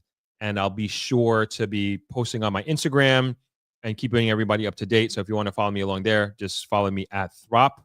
But if you want to come to the meetup, please sign up for it in the description below. Just got to fill out your name and email address, and we will make sure to include you on the emails. We haven't locked in a venue as yet, but it's probably going to be in the early afternoon on Saturday. I think it's Saturday. It should be Saturday, May 3rd. And would love to have you. So if you're interested at all, please fill out that info in the description below. Let me post that there for you. So you, sorry, hearing myself. So you can fill out the form. It's in the comments section there now. So you can fill out the form. Would love to meet you all. And we'd love to have you be a part of it. What other announcement? Oh yeah, if you want to, we're doing a fundraiser for my family's nonprofit organization, the Negril Education Environment Trust, and we are representing Jamaica. We've been invited by the Japanese government to Japan, and we are going to World Expo 2025, and we are raising funds. We're looking to raise $45,000 to take 12 of our students to that event. And if you are open to donating and helping us get there, we would definitely appreciate that. You can do that at our website at neetja.com. And we are leaving August 1st to August 10th. That is a trip, and we're going to be performing on Jamaica Independence Day on the big stage at the World Expo. So we are super excited for that and about that. All right, let's get into Negril talk. And so another thing that came up on Facebook, somebody I guess took my video. It seemed like, I don't know if they did. It seems like they did. They took the video that I had on the Negril airport, and they made their own YouTube video about it, which is fine. I have no problem with that at all. And so anyway, it was posted in a Negril Facebook group. And of course, a bunch of people are just jumping on the bandwagon and saying Negril doesn't need an airport. We need water. Negril needs roads. Negril needs this infrastructure. We don't need an airport. And honestly, most of the comments that I'm seeing there, of the people who are commenting, are not Jamaicans, are people who don't live here.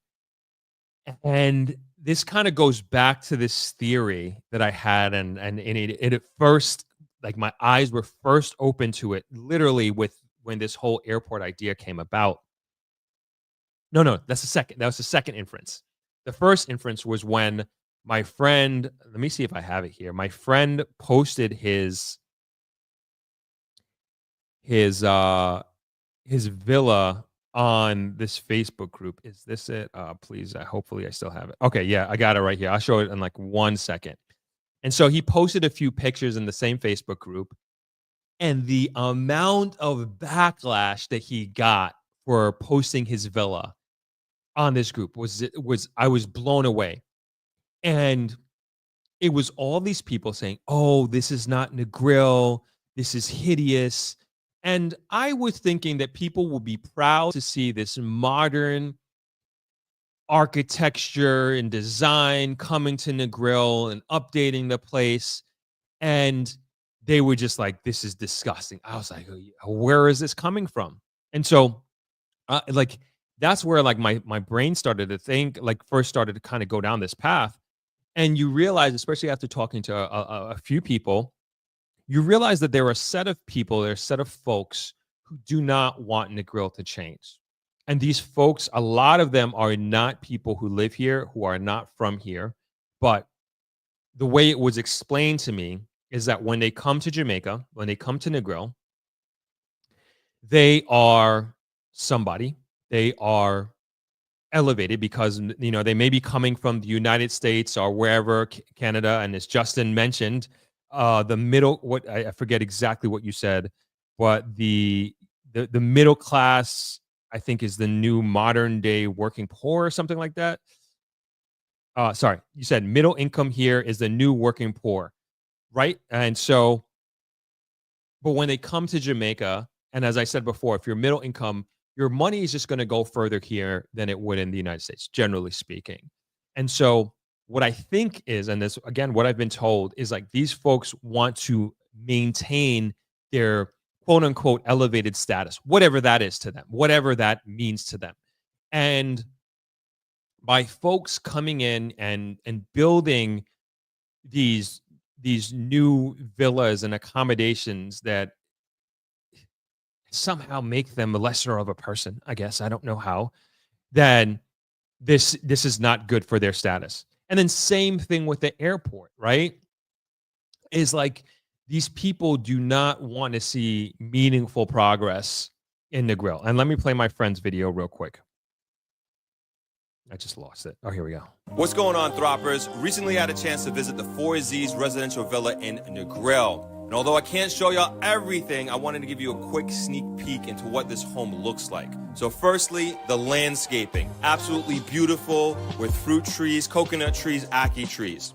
Going inside, there's a 10-foot pivot door that welcomes you into a very wide open kitchen and living room. There are 4 bedrooms with en-suite bathrooms. The interior doors as well, 10 feet tall. Never seen it before in my life. We're talking high ceilings, open kitchen, skylight, floating steps, full live-in helpers quarters, and the master suite takes up the entire width of the building.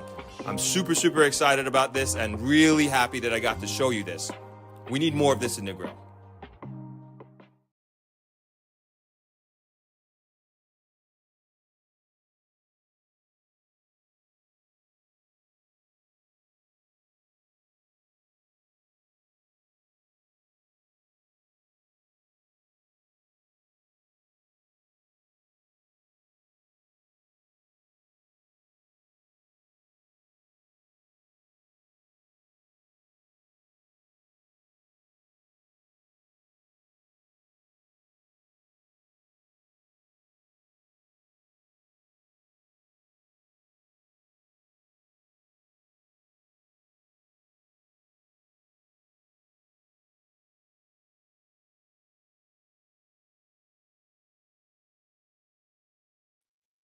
All right. That's my friend's villa, right?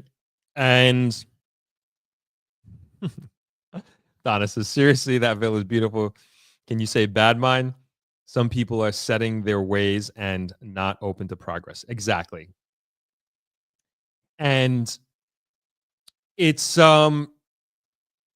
crazy. You know, it's crazy that people think like that. It's crazy that people want to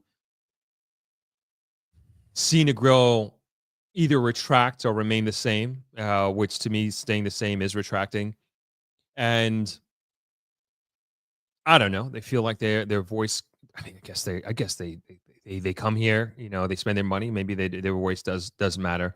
But I think to a bigger extent, the people who live here, invest here, who have a vested interest here, their voices matter more. And moving on to the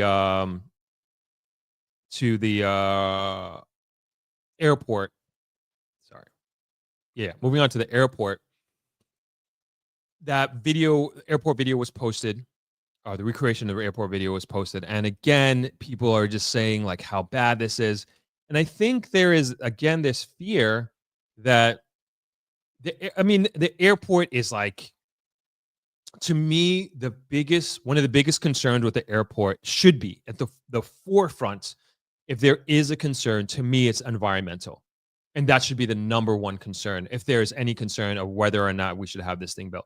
But to say that Negril doesn't need it, to say that Negril doesn't deserve it, or anything along those lanes, it just doesn't even make sense. It doesn't even make sense. Because we do need it, you know. And in the presentation that was done by the airport authority, it stated that. So I'm just replying to my brother real quick here. It stated that I think 44% of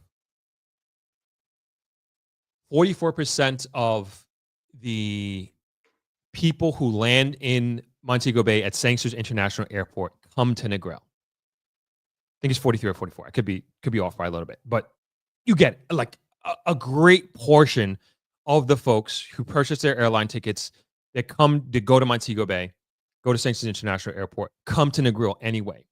And so there's a twofold reason why why we need this airport, or why this is justified, like highly justified.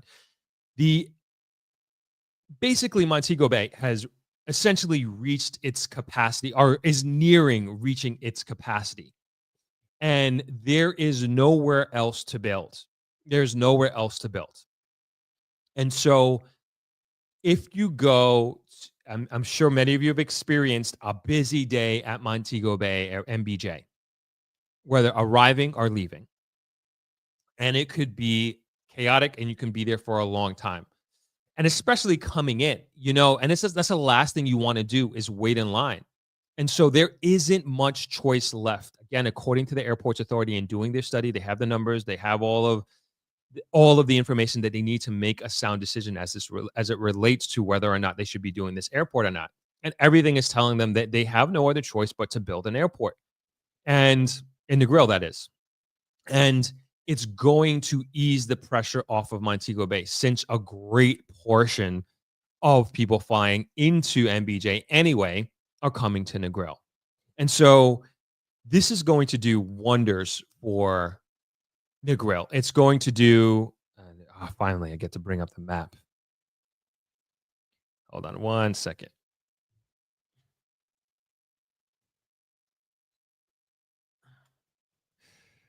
All right. So let's see map here. Little.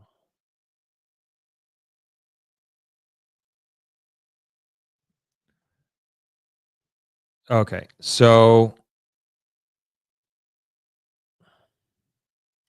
this is where the air. So, sorry, damn, I lost it. Okay, here we go.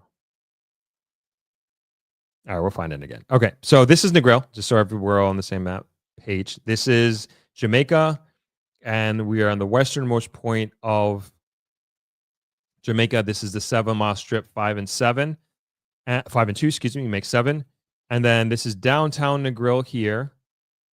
And then going east, we're driving to Little London. And this is the area, essentially all this, that was chosen for where the airport is going to go. So you're looking at about a 15-minute drive from, call it a 15 to 20-minute drive from Little London to, where am I? To downtown Negril, right? And think about like what that is going to do for all of these properties in this area. What it's going to do for the property value in South Lamar. South Lamar is going to turn into its own city. And I always think about all these family lands that have been gone from generation to generation around this area that have been passed down from slave days. And what it's going to mean for this family. I mean, it's for these families. And it's like a true opportunity, a real opportunity for them to have wealth that they can hand off to the next generation, like real wealth, real wealth. And I think it's, hold on, where are we again? There you go. And this is the opportunity that a infrastructure investment of this nature, and it's really private investment at this point because it's not being funded by taxpayers, Jamaican taxpayer. And I think this type of investment, it's like a rising tide that lifts all ships. That's what this does. That's what this does. I mean, and my point in here we're not even supposed to be talking about the airport, but it just irks me that people are thinking like this and they're thinking so short-minded. And so one of the arguments in these comments is that, hey, why are we building, and it's just so short-minded. Why are we building an airport when we need better roads? Why are we building an airport when we need water, et cetera, et cetera, et cetera? And like, I agree, but like, why are we doing one over the other? Why do you think we don't have the resources or we are unable to do all of the above? Why don't you think we deserve all of it? Why can't it be and instead of or? And that's where my frustration with these comments grows and where it comes from, because it's like ridiculous. It's just absolutely ridiculous for people to think that way or to think that we can't do both. And on top of that, all these things that people mentioned, like it's all already in the works. It's all in the works already. It's all part of, I wouldn't say, I can't really say that there is a master plan, because at least if there is, I'm unaware of it. But there are big chunks of what I would say are necessary investments to be made in order to create a society or community, I'm speaking specifically for Negril, a society or community that is thriving, where, again, in the earlier statements that I made, that the average person, the average Jamaican, is part of this new trajectory and this new economy that we are building, right? And so one of those things is the water infrastructure. Hold on one second. And recently there was and I think we talked about this before, the millions of dollars being invested in Negril's water infrastructure. And this is one of them. And this is like, I know all this already. I know, like, and when I see these comments, it's like people just don't know what they're talking about. I know about these meetings. I know about what's happening with the infrastructure investments coming down by the government. And it's not like a secret or anything. This just happens in, like, if you're part of the community and you're here, your boots on the ground, you're going to know about these things. You're going to understand them, because it's all these things that we've been pushing for years. And when I say we, I'm talking about the Negril community, JHTA, Negril Chamber of Commerce, the Rotary Club of Negril. These are all stakeholders of Negril who understand and feel the pain of a lot of these things that people are just only understanding the surface level of it. And this is all welcome news for us. So anyway, this article from the Jamaican Observer says, Negril, sorry about these ads. This is so annoying. I don't even know how to get rid of it. But we're just going to try and get through it. Negril stakeholders happy with efforts to ease water woes. This is written by Anthony Lewis, the Jamaican Observer writer. Can't even read it because of these ads. All right. Anyway, Negril, Westmoreland, several major stakeholders in Negril have welcomed the progress made in improving the water supply to the resort town, which was hit hard by drought last year. Following a meeting with Matthew Samuda, the cabinet member with responsibility for water on Thursday, chairman of the Negril Area Destination Assurance Council, Richard Wallace, told the Observer that there was good news for residents of Negril and business operators in the town. Samuda told the meeting of several short-term measures already implemented and gave an update on a major project which should provide relief in the long term. We do all recall the dreadful drought that we experienced last year and how we had to work very closely with stakeholders in Negril and other civic groups to navigate what was a very challenging situation. Since then, we've worked in the area that has reduced line losses by over 2 million gallons a day. That was significantly improved with water supply in the area, Samuda said. He told the meeting that work was also to be carried out at the Logwood treatment plant in Hanover and Bulstrode, a treatment plant in Westmoreland, which have had a positive impact on customers in the area. But Samuda admitted that the work done so far is inefficient and announced a $28 billion project promised last year is scheduled to begin in May and completed in 2.5 years. Let me read that again. But Samuda admitted that the work done so far is inefficient and announced that a $28 billion project promised last year is scheduled to begin in May and completed in 2.5 years. We were very clear last year that we would have to change the main transmission line from Lucy into the West End, and we would also have to change the main transmission from the Martha Brae River treatment plant into Montego Bay to the terminal reservoir, added Samuda. He pointed out that the development and procurement phase for the projects, such as the one being done in Negril, can take more than 5 years. However, in this case, the process took almost a year as a result of utilizing the emergency process. So I'm not going to go through the whole article, but the idea, and the government has been working on this the whole time for many years.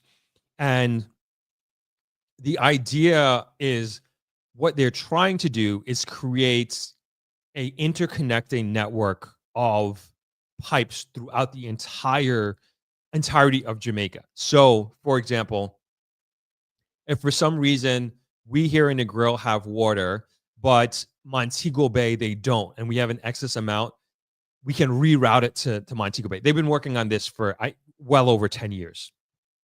And finally, Negril is getting its chance, having the opportunity to not only solve our issues that we are currently faced with in today, Negril, in 2025 Negril, but they're also building out the system to handle the growth of Negril and where it's going.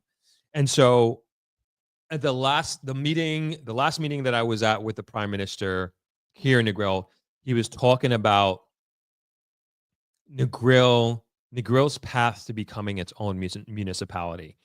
And this is a very, very important conversation, and this is a very, very important threshold for us to reach. And the reason why I say this is like we have very specialized needs and we have very specialized challenges that are unique to Negril. And because we border both Westmoreland and Hanover, we do not, my personal opinion is like, I feel we do not have the proper representation that is specifically aligned with our needs and our challenges, because we have split representation, because we're across the border of two different parishes. And in becoming our own municipality, we will then eventually have our own centralized representation to be able to lobby for what we need and to lobby for the challenges that we face in the future. And so the Prime Minister, in the last meeting I was he was making the point that these are all the steps that he's working on, or that we are working on, in order to become our own municipality.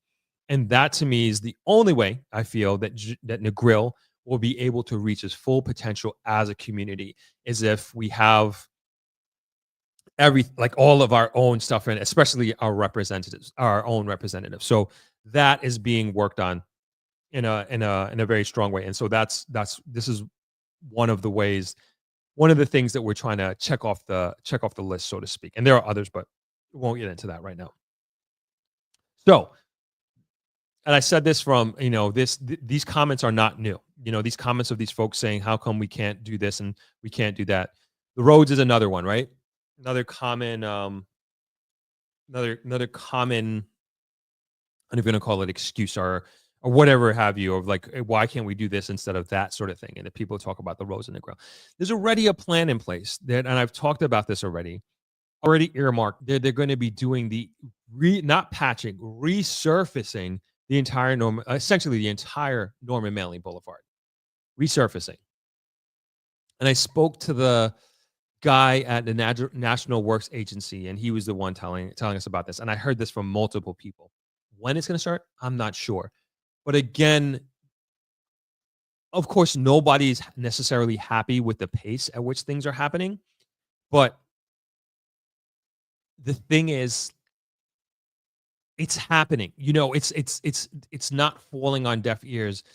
And coming from someone who has been here, who moved here almost 20 years ago, and felt truly in my heart that I didn't see a future for Negril. I didn't see a future. I didn't see how Jamaica was really going to move forward.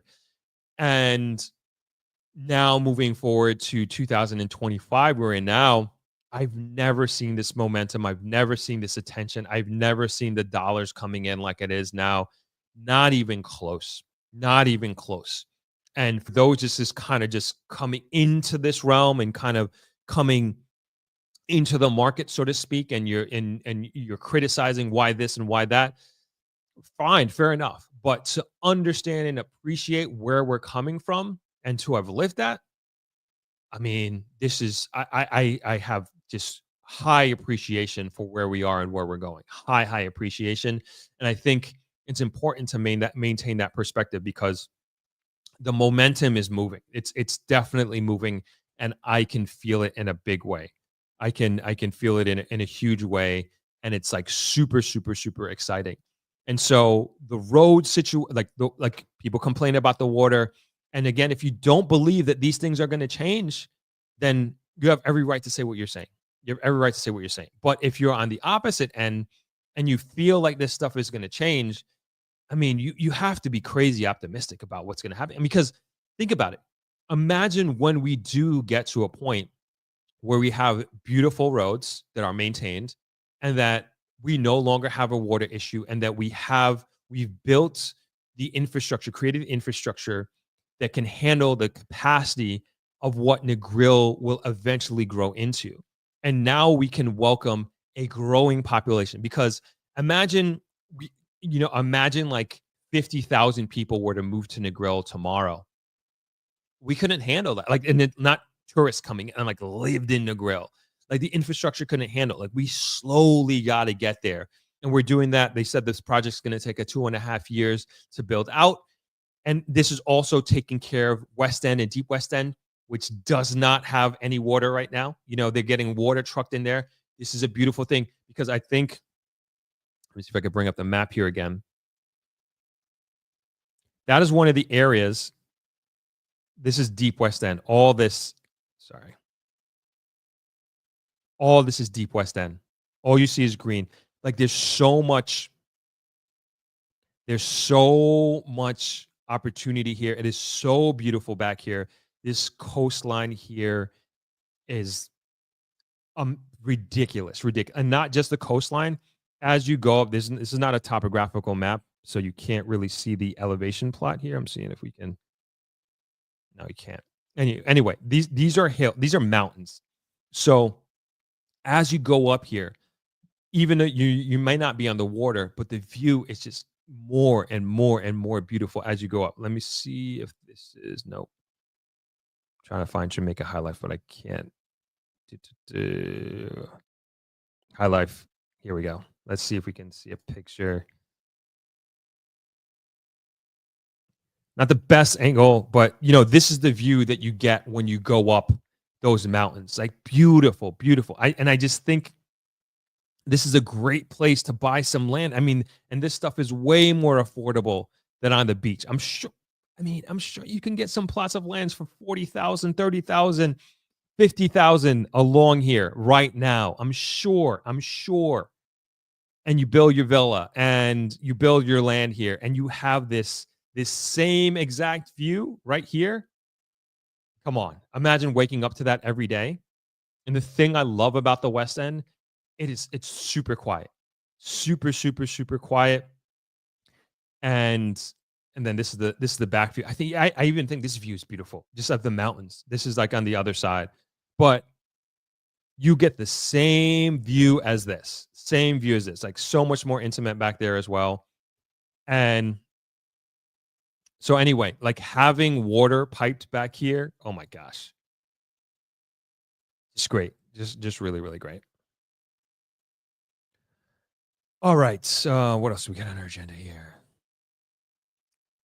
Water, school buses. You want to talk about school buses? I guess. Man, we're almost 3 hours. Let's get some more comments here real quick. Jamaica says, Negril 1000% needs the airport, and I'm immensely proud that my own town of Little London was chosen to be the location of Negril International Airport. Absolutely.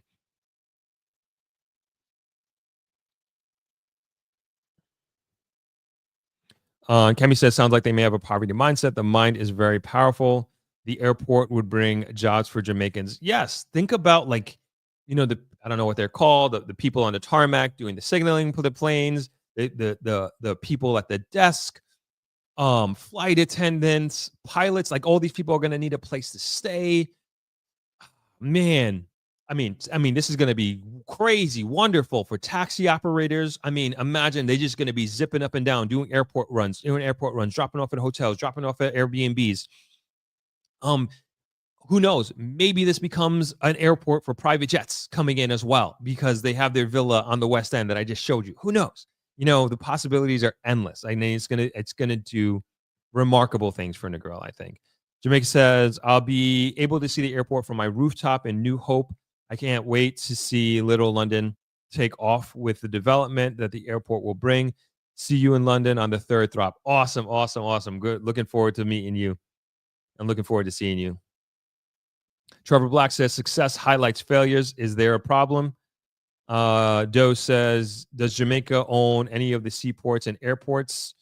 I'm not sure. I can't speak to that. Kemi Apple says, having that airport would force them to build the roads and other infrastructure. I've been saying this. Like that road has to be like the road from Little London to Negril. It has to be spectacular. Has to be spectacular. I thought the airport was to cater for the needs up to 2040. Is that the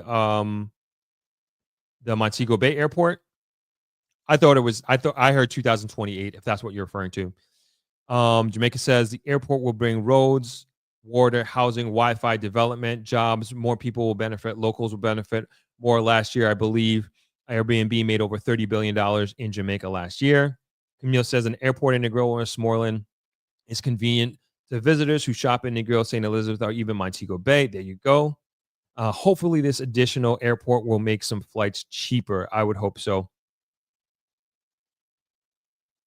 Thought why they're not looking at Roaring River, all the water. I'm not sure. I really can't speak to that. I'm not sure. Emily Hughes says, might Throp consider becoming the next mayor of Negril? Absolutely not. Throp is not getting into any politics. Jamaica, America, no way.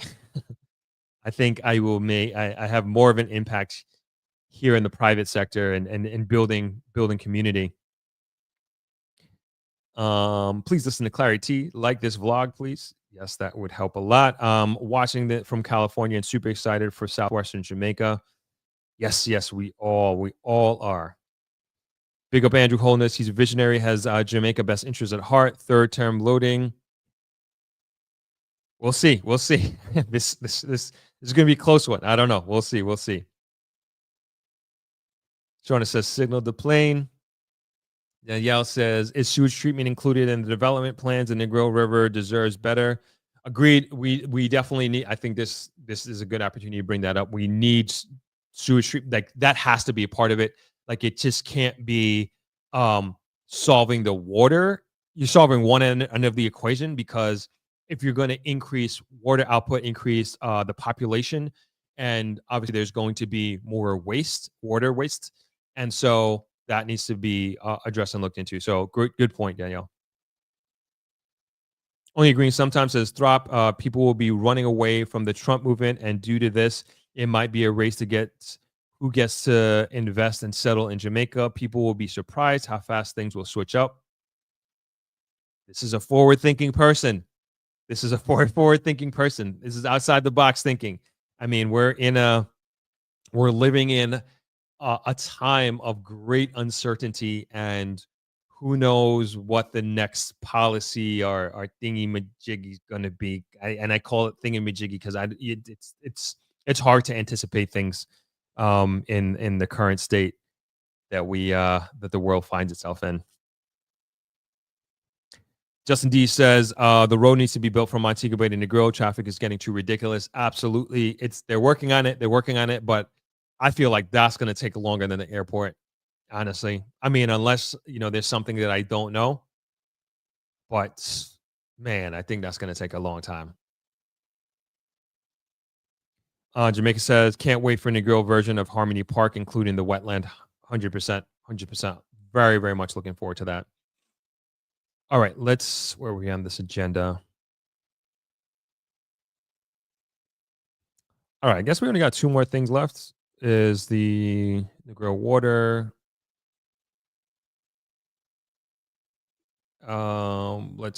There's three more things. You know what? I'm gonna save this. All right, I wanted to talk about the global logistics hub. This is a live stream on its own, and I'm just gonna bring it out just to kind of tease it. And so I think, and I was having this discussion with I don't remember who, but it was basically about like just trying to figure out what is going to be that thing that is going to click in people's mind for people to understand that Jamaica is this amazing place to invest in, right? And that there is great opportunity here. And to me, I think it's going to be, yeah, it was on Throp-X. I was just thinking where it was. It was on the Throp-X think tank yesterday. And I think it's going to be this global logistics hub. When it's fine, like I don't think people really understand what this is going to do for Jamaica. And this is the Trojan horse that I don't think people are really seeing. The big boys are seeing it. The $1 billion investments on the North Coast and Harmony Cove, like they're seeing it. And this is what I think a lot of people are betting literally billions of US dollars on. And so I don't want to rush through it. We're almost at 3 hours here. I don't want to rush through this. It's worth saving this for the next live stream because there's a couple of articles that I want to talk to about this. And I want to really hit home with it and take time to progress. And hopefully, this is another data point for those folks who don't believe in Jamaica and can't see Jamaica being this, just can't see Jamaica reaching its full potential. All right, so let's do two more articles. So this one I thought was some good news. First 50 school buses arrive in June. And so we're getting these yellow school buses, 3 each parish. And they're going to be taking our students to school for free. Although there's no picture. But they're basically, them, if you're in the States, they're the yellows. They're the traditional yellow school buses that I went to school on from when I was a kid. And they're coming to Jamaica. They'll be here in June, according to this article. And they are going to be getting students to school for free. It's very important to understand that this is a huge deal. Excuse me, I didn't mean to burp in the mic. This is a huge deal because there's quite a large percentage of students that don't go to school because they can't afford bus fare. Their parents can't afford to give them bus fare to go to school. So much so that the Negril Rotary Club, in collaboration with the Mary Gate of Heaven Church here in Negril, they came together and they started a Get Kids to School program, and they literally bought a bus to take these kids to school for free because there were a bunch of kids who just weren't going to school. And this started with the kids coming to the soup kitchen there at St. Anthony's Soup Kitchen in downtown. And they realized that how it's 5:25. I can't believe it.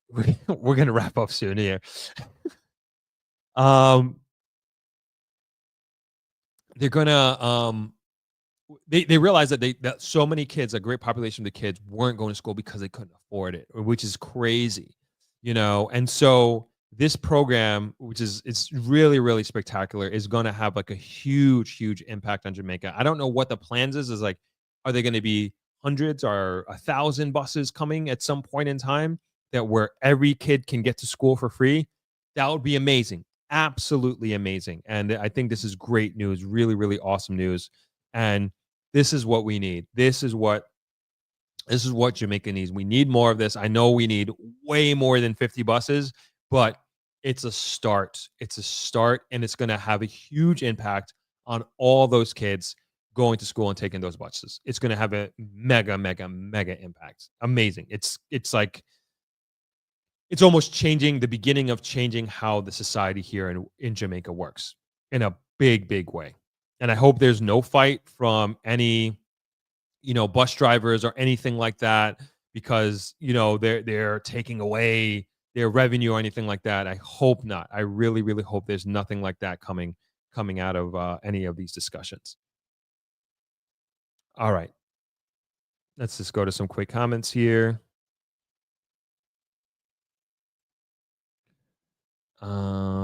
B. Hewitt says, what's going on with the highway from Montego Bay to Negril? They're still working on it. I mean, they're building that bridge. You see it, but I don't know what's going on with the next leg. I think that's a real question. Awesome for the school buses to safely carry our youth to and from. Absolutely. Thank God for school buses. Kemi Apple says, so much of Jamaica is run on tapped land, which is affordable at this moment. Let's not miss our opportunity to own a piece of paradise. Trevor Black says, Negril Airport is not for future-proofing for now up to 2040. Again, not sure what you're saying there, what you mean, or your context. I know that the initial airport layout, landing strip layout for the Negril International Airport and why they chose that is to expand. So they are thinking of expansion. So they're not just thinking of the initial construction. They've picked that spot because they know that they can expand. So again, I'm not sure the context of your comment there. Danielle says, it's a logical thought process to want basic needs before perceived extravagance. Communication and education would help. Need better news headlines. Again, Danielle, I think I'm assuming that you're talking about the airport should come before the argument that you're making is the airport should come before infrastructure. And to me, it's like, all right, that argument would make sense if we had this, if it was coming from the pie that takes away from the infrastructure, the water, if we were we had $100 and of the $100, we could only spend so much, $2 or $5, let's say, in water infrastructure, but we're taking $3 of the $5 and putting it in an airport, then I can understand the argument. But it's coming from a completely different pie, a completely different pot that does not affect whether or not you do the water infrastructure or the road infrastructure. And so that's, to me, where logically that argument kind of falls apart. And why can't you do both? Like, the airport is not coming, the funds from the airport is not coming from the taxpayer. The infrastructure is the water, the road, like the road that is already earmarked. And I talked about Norman Manley Boulevard. We just talked about the water infrastructure. They're starting next month, May 21st. All right. Hope I made my point, and I hope you see where I'm coming from. Joanna says, that's amazing. That's what I'm talking about. The collective taking power in their own hands to make changes in their local community. Reggie says, whatever, we love every minute of youth out. Thank you. Claudine says, end of an era. Yellow bus is definitely safer and an improvement, but great cultural memories from taking the coasters / taxis to school. Fair enough.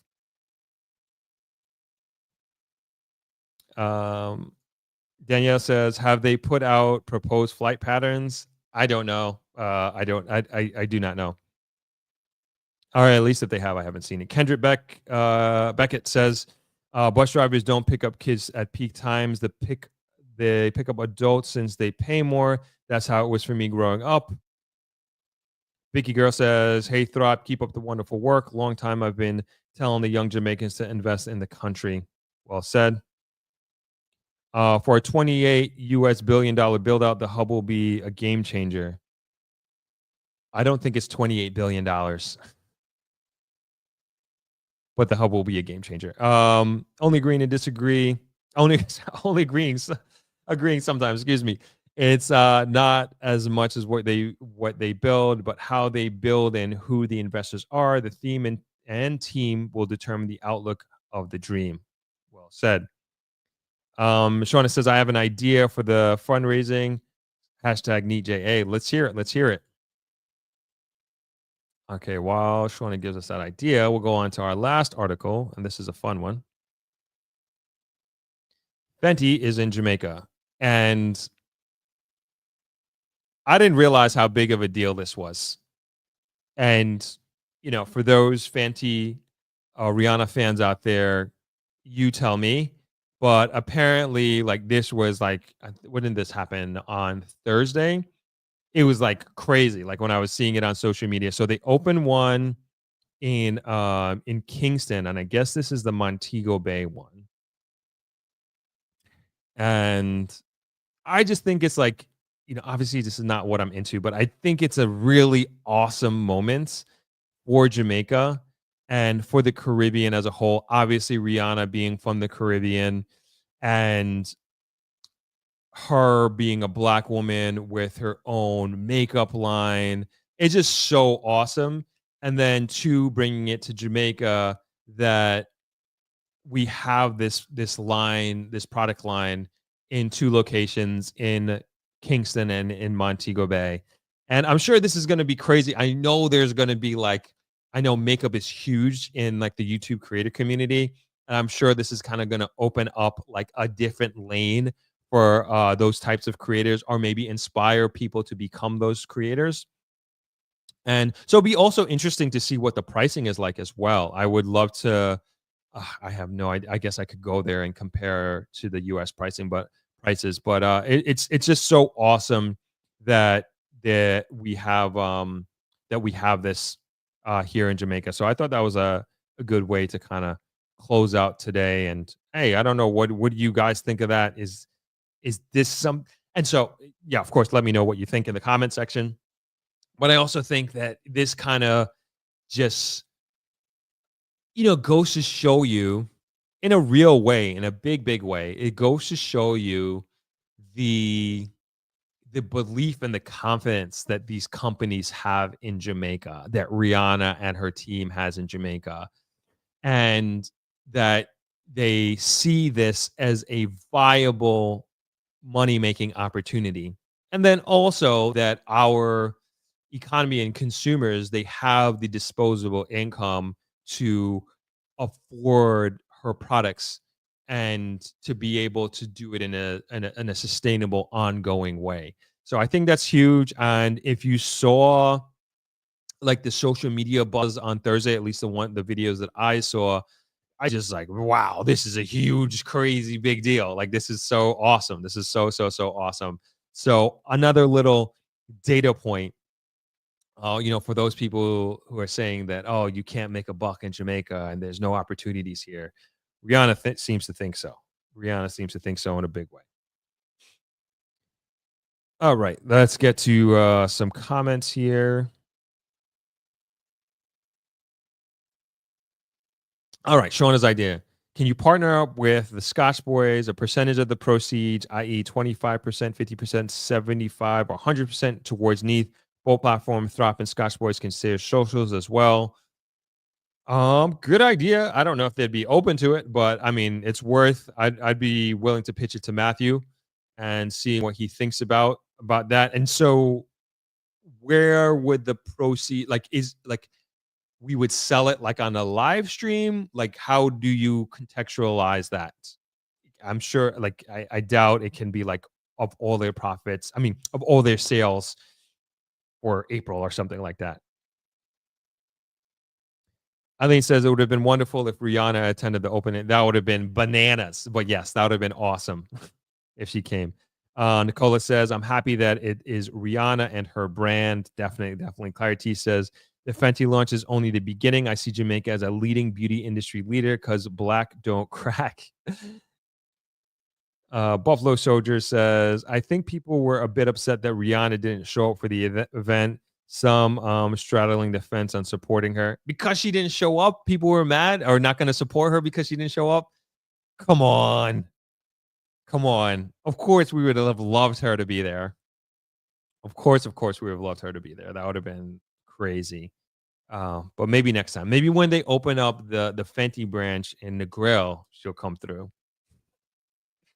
There are no plans, as far as I know, for Rihanna to open up the Fenty brand here.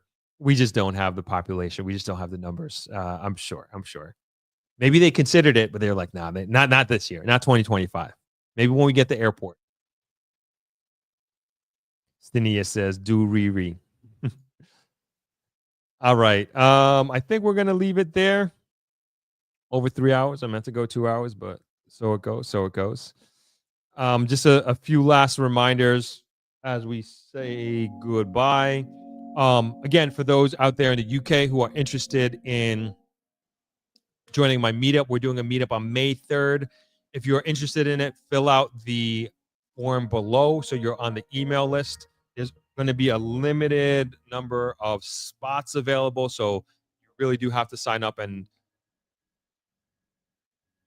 I'll let people know once you're on the email list. I'll let you know exactly where the meetup venue is going to be, but it's going to be on May 3rd, so save the date. We'd love to meet as many of you as humanly possible. And I'm going to be out there for the London Marathon, which is the 27th. So if you want to come out and support and cheer, we'd definitely appreciate it. I'm going to try out there and do my best. Got a lot of training. I just looked at my training schedule for this week. It's not an easy one. Definitely not tomorrow. But it's what I signed up for. So no complaints here.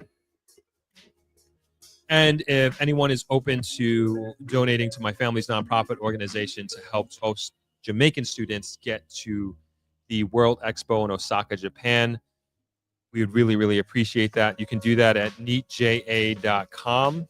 And we were invited by the Japanese government to represent Jamaica at the expo. And the students will be performing on Jamaica Independence Day on August 6th on the big stage. So we're really excited for that. And we're looking to raise $45,000 US. And you can go to neetja.com if you want to be a part of that and help us make that happen. And of course, Thropex tickets are for sale. We got some Thropex videos coming out, which I'm excited for, and excited for you to see some of the fireside chats, some of the presentations that were made last year. So we're going to be rolling those out in the next few weeks. But you can go for more information on Thropex.com. See Marcia, date saved for London. Already shared the link to sign up. Awesome. See you then. I would love to meet as many of you as possible. Thank you all for joining. Stania says, good luck with the marathon. All the best. Thank you. We're definitely going to be streaming next week for sure. So I'm going to try to stream. Well, I won't be streaming on the 27th, but I'm definitely going to be streaming next week for sure.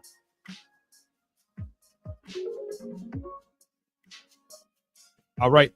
I'm going to leave it there, folks. This was great. Great to be back. Great to be streaming again. Great to be interacting with you all. I hope you all enjoyed it. And on your way out, please hit the like button. Definitely helps out a ton. And wishing you all a great week ahead. And I will see you next week. Peace, everyone.